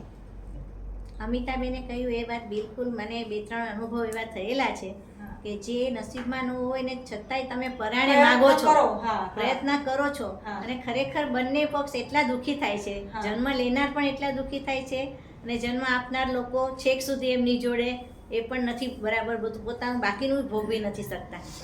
એટલે ઈશ્વરની ઈચ્છાને જ આધીન થવું જોઈએ, પ્રયાસ કરવો જોઈએ. કર્મણ્ય વાધિકારસ્તે મા ફલેષુ કદાચન. એ જ વારંવાર સંતોના જીવનમાં અને એમના સાનિધ્યમાં રહેવાથી શીખ મળે છે. ધન્યવાદ. જય શ્રી કૃષ્ણ. હું પૂર્વી અમિત શાહ. પંડિતજી અમારા ગુરુ હતા, અમે એમને ગુરુ બનાવ્યા હતા. મારા હસબન્ડ પણ કેટલા ટાઈમથી એમને જાણે છે અને એમને પણ ગુરુ બનાવેલા હતા. અને એમના માર્ગ હેઠળ, પંડિતજીના માર્ગ હેઠળ અમે લોકોએ ઘણું બધું શીખ્યું, ઘણું બધું આધ્યાત્મિક કાર્ય પણ કર્યું. હવે અમે લોકો દીદી સાથે જોડાયા છે અને દીદીના માર્ગે અમે હવે ઘણું બધું આધ્યાત્મિક કાર્ય કરવા માંગીએ છીએ. બસ દીદી અમને સાથ આપે. જય શ્રી કૃષ્ણ. જય શ્રી કૃષ્ણ દીદી. પૂર્વીબેન, તમારું સ્વાગત છે. પૂર્વીબેનનો મારો પરિચય આમ તો ઘણા વર્ષો થયા, લગભગ એવું કહી શકીશ કે 25-30 વર્ષ થવા આવ્યા. વધારે દીદી. હા, લગભગ 90s ની આસપાસનો સમય છે. અને એના જન્મનો જેટલો ટાઈમ થયો એટલા સમય, લગભગ 94. પણ આજ સુધી મેં એમને ક્યારે ઊંચા અવાજમાં વાત કરતા સાંભળ્યા નથી. બહુ જ મૃદુ સ્વભાવના છે, મોઢા પર એક આછું સ્મિત હોય છે. અને એમની સૌથી આકર્ષક વાત એ રહી છે કે એમના જે પતિદેવ છે એ થોડા સ્વભાવના ગુસ્સાવાળા છે, એટલે ક્રોધી છે. અને ચાર માણસની વચ્ચે પણ જો ગુસ્સાથી બોલે તો પણ ક્યારે મેં એમને નથી મોં મચકોડતા જોયા કે નથી એમને ક્યારેક એમને સામો ઉત્તર આપતા જોયા, નથી એમના મોઢા પર એ વાત જોઈ મેં ક્યારે કે જો મને ચાર માણસની વચ્ચે લડી નાખ્યા. એટલે આ જે સહનશીલતા છે એનું શું કારણ છે? ખબર નહીં, પહેલેથી દીદી મારો સ્વભાવ જ શાંત છે અને એવું થાય કે સામસામે બોલીએ અને વાત વધે અને વધારે ખરાબ દેખાય, એના કરતા વખતે ચૂપ થઈ જવાનું, પછી જે હોય તે પૂછી લઈએ. પણ એવું કોઈ દિવસ મેં આન્સર નથી કર્યો કે કેમ તે મને આવું કીધું, કે આપણે ખોટા હોઈશું તો કંઈક રોક્યા હશે ને ગુસ્સો આવ્યો હશે એવું હું માની લઉં. પછી કે પછી વાત વધે ને ડિસ્કશન થાય ને ઝઘડો થાય, પહેલેથી મને ગમે નહીં કે ભાઈ શાંતિ રાખો, વાતાવરણ શાંત રહેવું. આ સરળતા માતાજી પાસેથી આવી કે પિતાજી પાસેથી? મમ્મી બહુ શાંત હતા. અચ્છા. હા, પપ્પાનો થોડો ગુસ્સો હતો પણ મમ્મી શાંત, એમ એટલે કે શાંતિ રાખવાનું. ઘરમાં પણ વાતાવરણ પહેલેથી જ એવું હતું, બધા ધાર્મિક બધું ઘરમાં પણ પૂજા પાઠ પહેલેથી મારા ઘરમાં હતા. એટલે અમારા બધામાં ભાઈ બહેન બધામાં જ મમ્મી જે કરે છે ને, પપ્પાનું ખરું પણ ઓછું, પણ મમ્મી બહુ જ ધાર્મિક. એટલે મારો ભાઈ નીલાંગમાં, હેમામાં, મારામાં બધામાં બહુ જ એવું આવ્યું છે. હવે અમે કરીએ છીએ એટલે અમારા છોકરાઓમાં પણ આવ્યું છે. અને સૌથી મહત્વની વાત એ છે કે અમીશ તો જૈન છે અને એ બધા પૂછે કે તું આ, તો કે હું જન્મે જૈન છું પણ કર્મે તો હું બ્રાહ્મણ છું. બહુ સરસ. એ તમારા સંગમાં બદલાયા કે તમે એમના સંગમાં બદલાયા? એ એકચ્યુઅલમાં પંડિતજીના સાનિધ્યમાં આવ્યો. પંડિતજીની કથા સૂર્યનગર થઈ હતી, પછી ત્યાં જતો તો આવતો હતો અને પછી બહુ જ એને પંડિતજીમાં એવું લાગ્યું કે મારે હવે અહીંયા જવું જોઈએ, મારે ગુરુ બનાવવા જોઈએ. પંડિતજીને ગુરુ બનાવ્યા અને પછી બહુ જ એને ગમ્યું સત્સંગમાં એમાં. અને એનું આખું પરિવાર બહુ જ અલગ સ્વભાવનો હતો પણ એનું આખું પરિવર્તન અલગ થઈ ગયું. એટલે અત્યારે હું થેન્ક યુ કહું છું કે અમીશ પંડિતજી સાથે ગયા ને એનું આખું પરિવર્તન એને આવી ગયું અને બહુ જ ધર્મમાં વળી ગયો. અને પંડિતજીએ પછી નર્મદેશ્વર શિવલિંગ આપ્યું હતું. મારા ઘરે અત્યારે પંચાયતન પૂજા છે. પંચાયતન પૂજા શું કહેવાય, કેમ કરવી જોઈએ, એ બધું પંડિતજી થ્રુ અમને ખબર પડી. અને એ તો બધી ખબર હતી પણ ધીમે ધીમે દીદી તમારા સાથે આવ્યા, વેદ શું છે, ઋષિ પરંપરા શું છે, હવે અમને વધારે ને વધારે જાણવા મળે છે અને એવું થાય છે કે હજી કેટલું જાણીએ, હજી કેટલું જાણીએ. સારી વાત છે. તમારી જિજ્ઞાસા છે અને જિજ્ઞાસામાં અમે કંઈક એની પૂર્તિ કરી શકીએ છીએ, એટલે અમે એક જિજ્ઞાસાના પૂર્તિ કરનાર પણ બનીએ છીએ, તો એ સારી વાત છે. જો કોઈ જિજ્ઞાસુ આપણી પાસે આવે અને આપણે એની જિજ્ઞાસાને શાંત પણ કરી શકીએ તો એ બહુ જ, એ પણ સૌભાગ્યની વાત છે. બહુ સુંદર તમારા જીવનના એક એક પ્રસંગો છે અને ઘણો સમય એવો છે જે આપણે સાથે રહ્યા છે, આપણે સાથે બહાર પણ ગયા છે.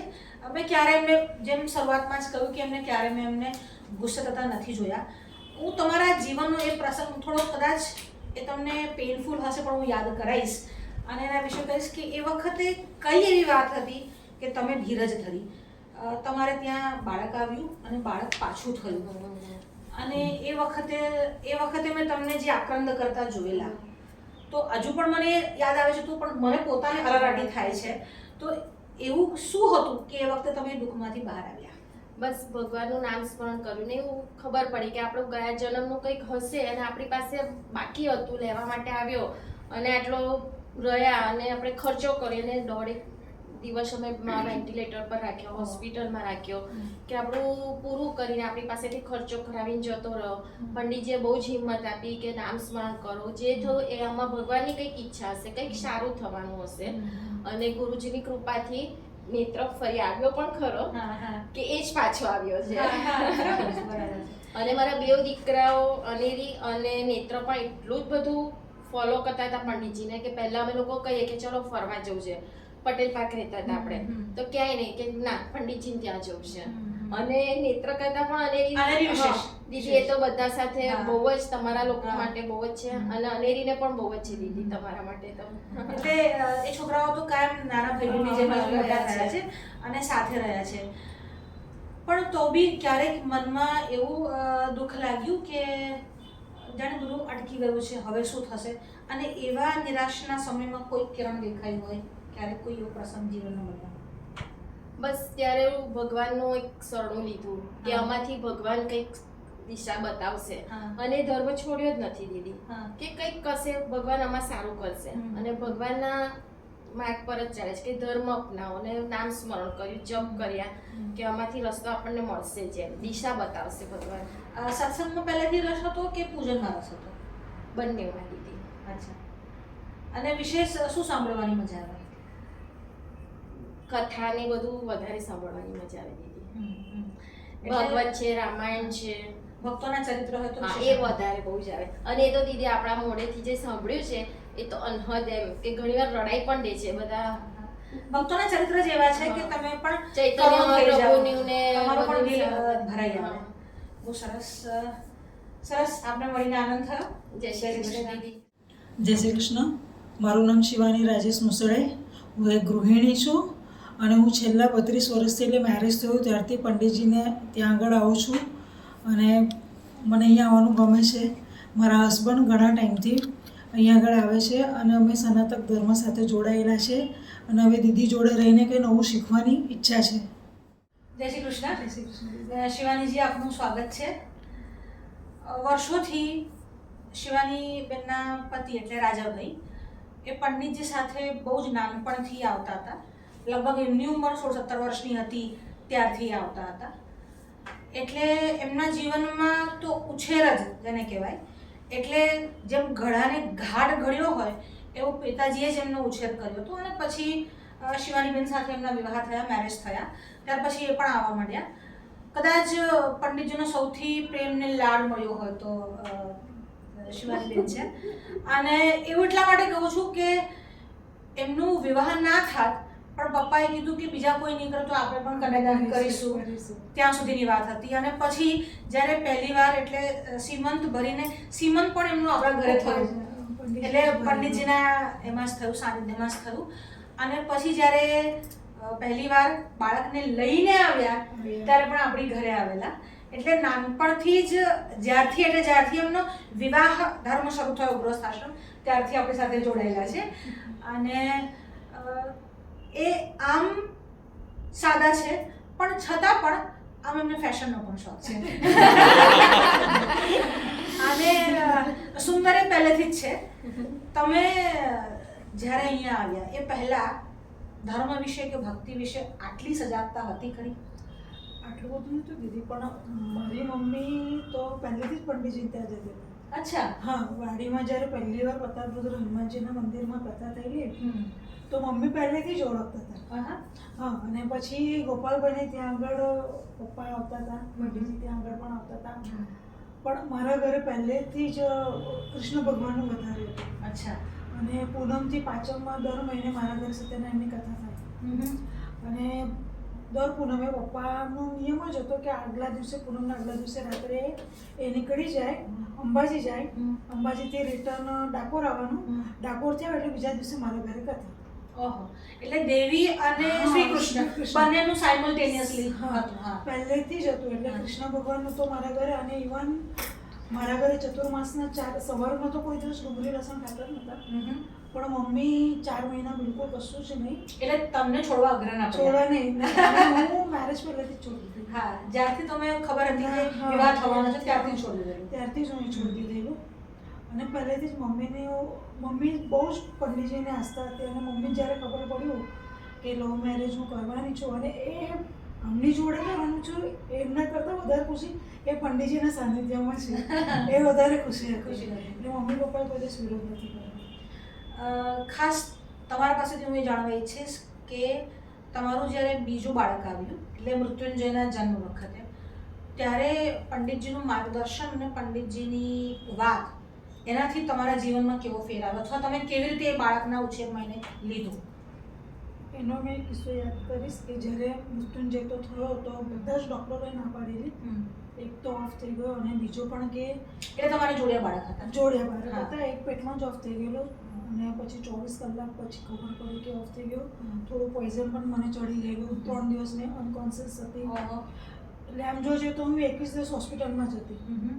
પેલાને બેબી એમાં મૂકેલો. એટલે ઇવન વંદાબેન પણ એવું બોલેલા કે એક તો ગયું પણ હું ડૉક્ટર છું, પણ કે આ બાળકની એવી પરિસ્થિતિ એવી છે ને કે ભગવાન આને લઈ લે તો સારું, આ ના જીવે તો સારું, કારણ આગળ એનું કેવું ભવિષ્ય છે ડેવલપમેન્ટ શું થશે કે નક્કી નથી.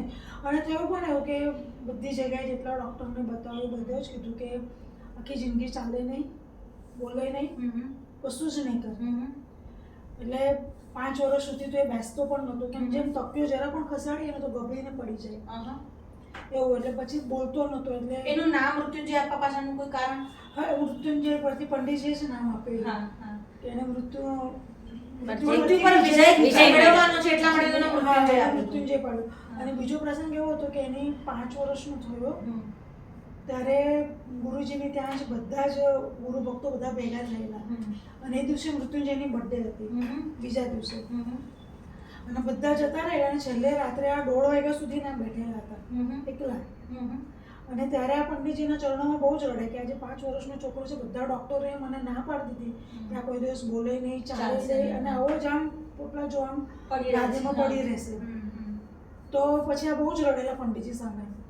પછી પંડિતજીએ અમને આમ સામે જોયું અને પછી પંડિતજી ગુસ્સામાં બોલ્યા, ઊભો થા અને જા નીકળે લાત મારીશ તને હવેથી, સીધો ઘરે જતો રહી ગયો, મારે વસ્તુ સાંભળવું નથી. અને હવે મેં તને કહું છું કે આનું 15 વર્ષ પછી એને 15 વર્ષ સુધી કષ્ટ છે. 15 વર્ષ પછી આવીને મને આ પ્રશ્ન આપ પછી કોઈ દિવસ પૂછીશ ને કે આનું શું થશે. 15 વર્ષ પછી મને પૂછ્યો ને હવે એથી તું જતો રહે, અમને એવું બોલ્યા. એટલે આખા રસ્તામાં રડતા રડતા ઘરે આવ્યા. અને મારા ઘરે બધા બોમ્બેથી ગેસ્ટ આવેલા એટલે અમે અમની રાહ જોઈને રાત્રે 1:30 વાગ્યા સુધી બેઠેલા જ હતા. અને જ્યારે આ ઘરે આવ્યા ને તો મૃત્યુંજયને આમ બેસાડેલો અને ખાલી આમ મારા મામા સસરા તેને આમ પકડી રાખ્યો અને કે મૃત્યુંજય ચાલ ચાલ. તો એને પહેલી વાર 2 ડગલા આમ ભર્યા અને મામાએ છોડી દીધું તો આમ ચાલવા મેજિક જ થયું કે જો જાતે ચાલવા લાગ્યો. અને ત્યાર પછી તો ધીરે ધીરે એનો ડેવલપ બહુ જ મોડો થયો. 7 વર્ષ પછી બોલવા શીખ્યો એ શીખ્યો. એટલે જે પંડિતજીએ કીધેલું કે 15 વર્ષ પછી એનો ગ્રોથ થશે, હજુ ઓળખી ના શકે કે આ છોકરો એ છે. એટલે જેવું કીધું એવી રીતે થયું. અને ભણવામાં કશું એને યાદ નથી રહેતું. એનું જેમ જેમ એને ખેંચાવે છે ને બધી મેમરી લોસ થઈ જાય છે, પણ બીજી બધી વાતમાં બહુ એક્ટિવ છે.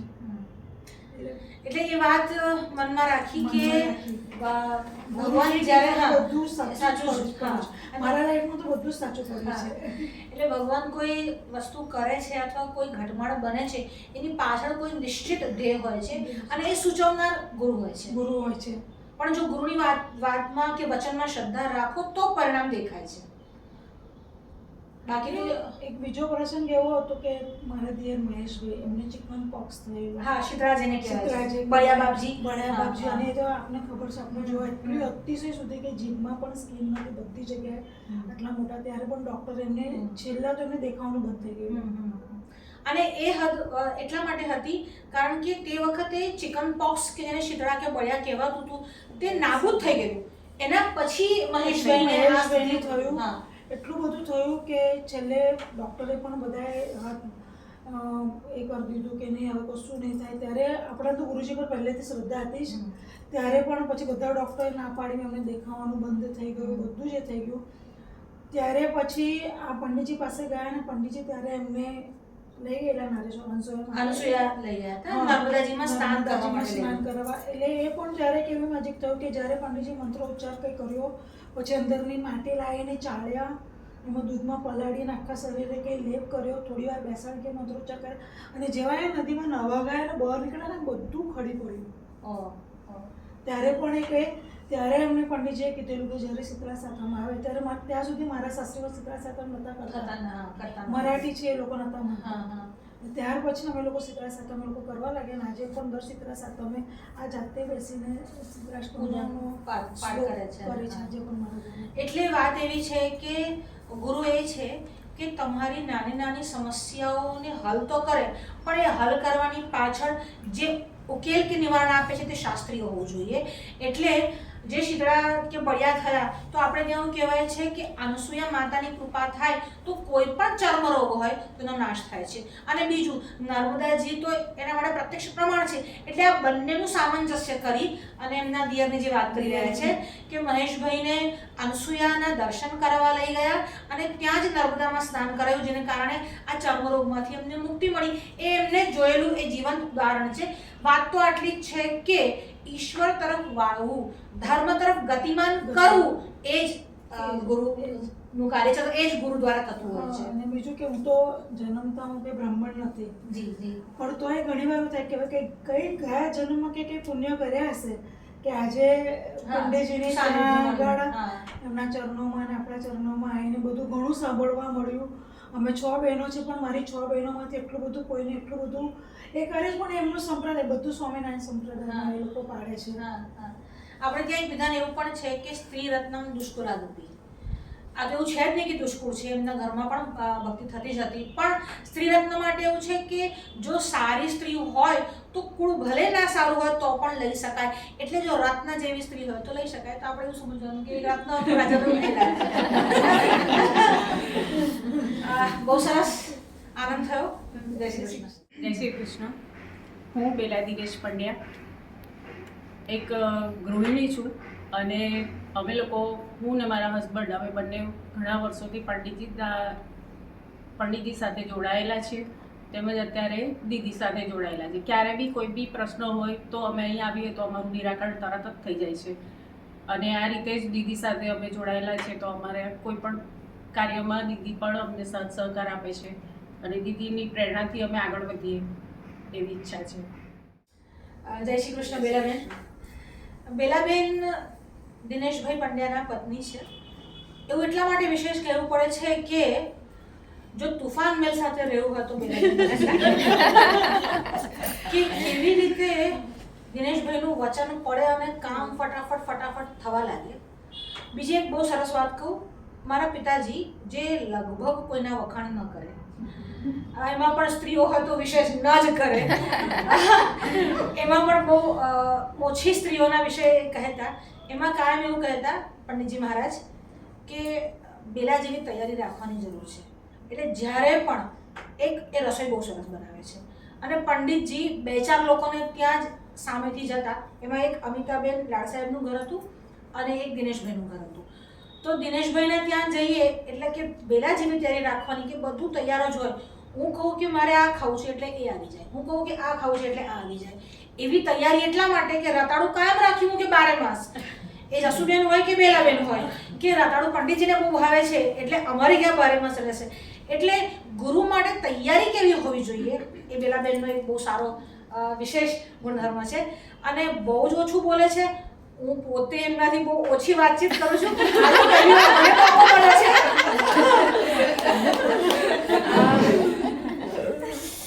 ઘરમાં એક ગૃહિણી તરીકે તમે જે આપ્યું છે એ બધાએ જોયું છે, એમાં તમે શું કહેશો? કેવી રીતે એક ગૃહિણી તરીકેની શું કર્તવ્યતા છે કે જે ઘરને આટલું સરસ રીતે રાખી શકે છે? બસ એ જ કે બધાનું સંભાળીને આપણે જોવાનું કે કોને કઈ જરૂરિયાત છે એ પ્રમાણે આપણે પણ ટેવાઈ ગયા હોય, આદત પડી. હા, સવારે બધાથી પહેલાં ઉઠીને બધાનું રેડી કરીએ, પછી બપોરના ટાઈમે પણ સાંજના ટાઈમે પણ એ રીતે આપણે કે કોઈને કોઈ તકલીફ ના પડે. એટલે બીજાનો વિચાર જ એ સદગૃહસ્થનું લક્ષણ છે જે જોવા મળે છે. તમારા માટે ભક્તિ શું છે અથવા સાધના શું છે? તમને શું ગમે? ભક્તિ કરવાની તો ગમે જ, પૂજા કરવાની પણ ગમે. અને પૂજા તો જો કે એ જ કરે છે, મારા હસબન્ડ જ કરે છે, પણ કોઈક વાર મને મોકો મળી જાય કરવાનો તો કરી લઉં. પણ સવારની પૂજા તો એમની જ હોય, કારણ કે એમને પૂજા કર્યા વગર ઘરની બહાર નીકળવાનું ગમે નહીં, એટલે એ કરે. પછી હું પાઠ છે એટલે દિનેશભાઈ ભગવાનની પૂજા કરે, દિનેશભાઈ ની કરે.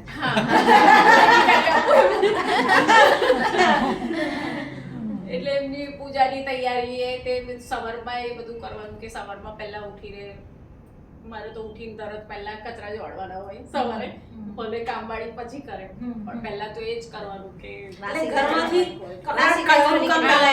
એટલે એમને જવાનો ટાઈમ 7 વાગ્યાનો હોય એટલે મારે 5:30 6 વાગે ઉઠી જ જવું પડે. એટલે એ કામ કરું, પછી એમનું પૂજાનું બધું રેડી કરી આપું. જો કે બધું એમનું તો મંદિરમાં બધું રેડી જ હોય, પણ તો પણ બીજું કંઈ બી હોય એ બધું રેડી કરી આપું. તમને વિશે શેમાં આનંદ આવે? એટલે સત્સંગ સાંભળવામાં આવે, વાંચવામાં આવે કે ક્રિયાત્મક એટલે પૂજન કરવામાં આવે? પૂજન કરવાનું પણ ગમે, પણ મને વાંચવાનો વધારે શોખ છે. અચ્છા. અને નવું જાણવાનું બહુ ગમે કે કંઈ પણ, એટલે આપણી જે કથાઓ હોય છે એમાં જે દ્રષ્ટાંતો હોય એ બધું મને વધારે ગમે. હા, જાણવાનું વધારે ગમે. તમે કયા પુસ્તક વાંચ્યા છે અત્યાર સુધી? દેવી ભાગવત વાંચ્યું છે, રામાયણ વાંચ્યું, પછી ડોંગરી મહારાજનું ભાગવત વાંચ્યું છું, અત્યારે શિવપુરાણ વાંચ્યું છું. રામાયણમાં કયું પાત્ર તમને વધારે આકર્ષે? રામજી અને સીતાજી બધાને જ આકર્ષે, પણ તમારા માટે તમને કયું પાત્ર આકર્ષે? ઉર્મિલા.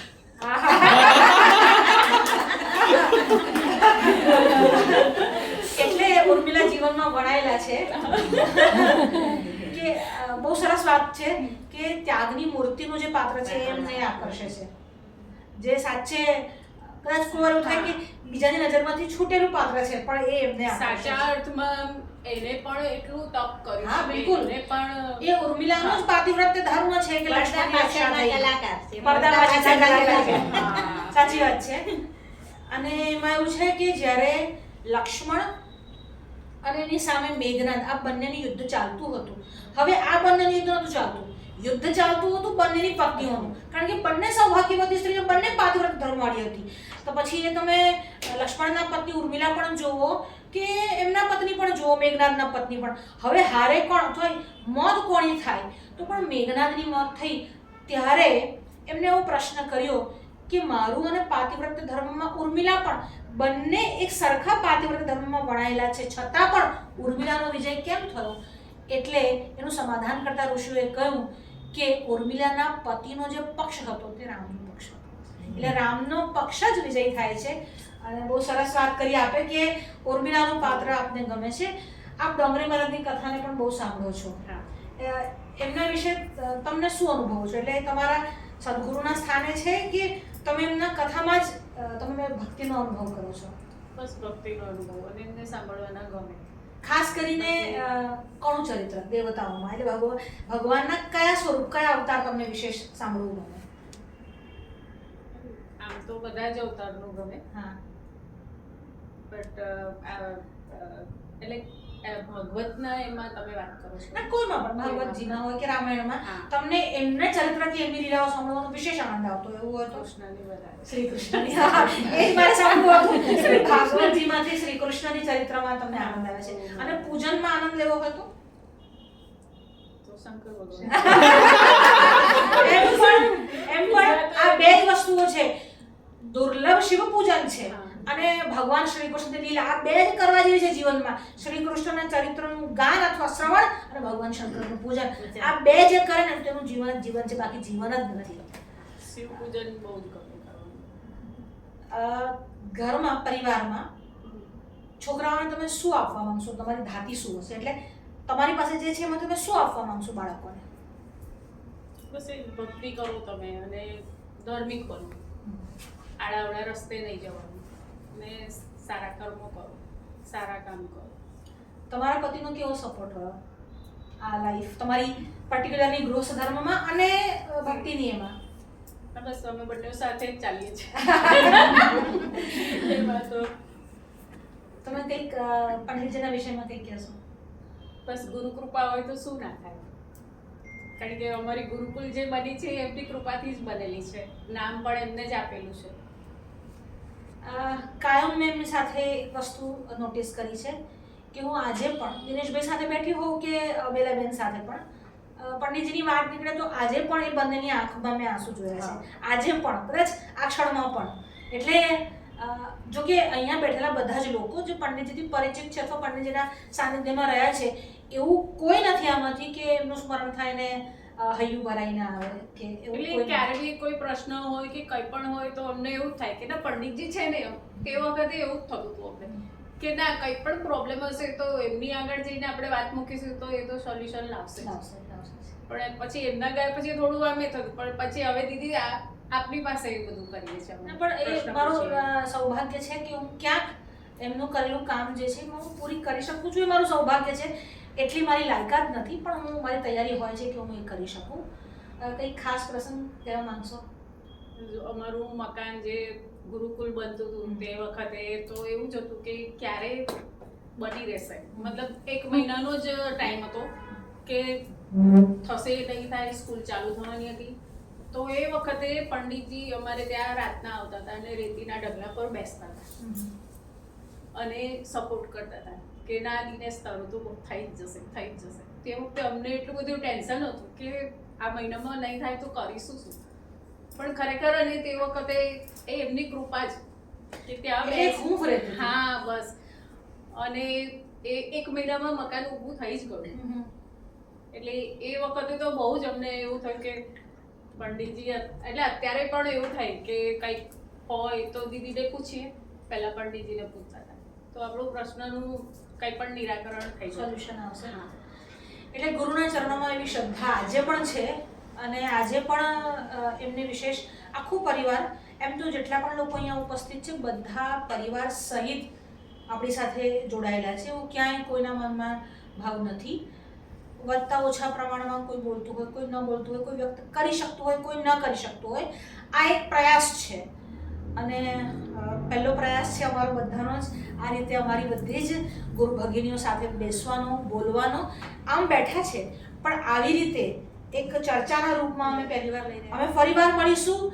જો આપને આ ચર્ચા ગમી હોય તો અમે ફરીવાર આવી ચર્ચા અને જે નાની નાની સાધનાના માર્ગમાં, ભક્તિના માર્ગમાં, સત્સંગના માર્ગમાં અથવા ધર્મના માર્ગમાં જે નાની નાની અડચણો આવતી હોય છે એ એક ગૃહિણી તરીકે, એક વર્કિંગ લેડી તરીકે અથવા એક વ્યક્તિ તરીકે, બેન તરીકે, મા તરીકે, પત્ની તરીકે કેવી રીતે તમે એને સોલ્વ લાવો છો એ આ લોકો કદાચ વધારે જાણી શકશે, કારણ કે આ લોકો પાસે અનુભવ સિદ્ધ જ્ઞાન છે.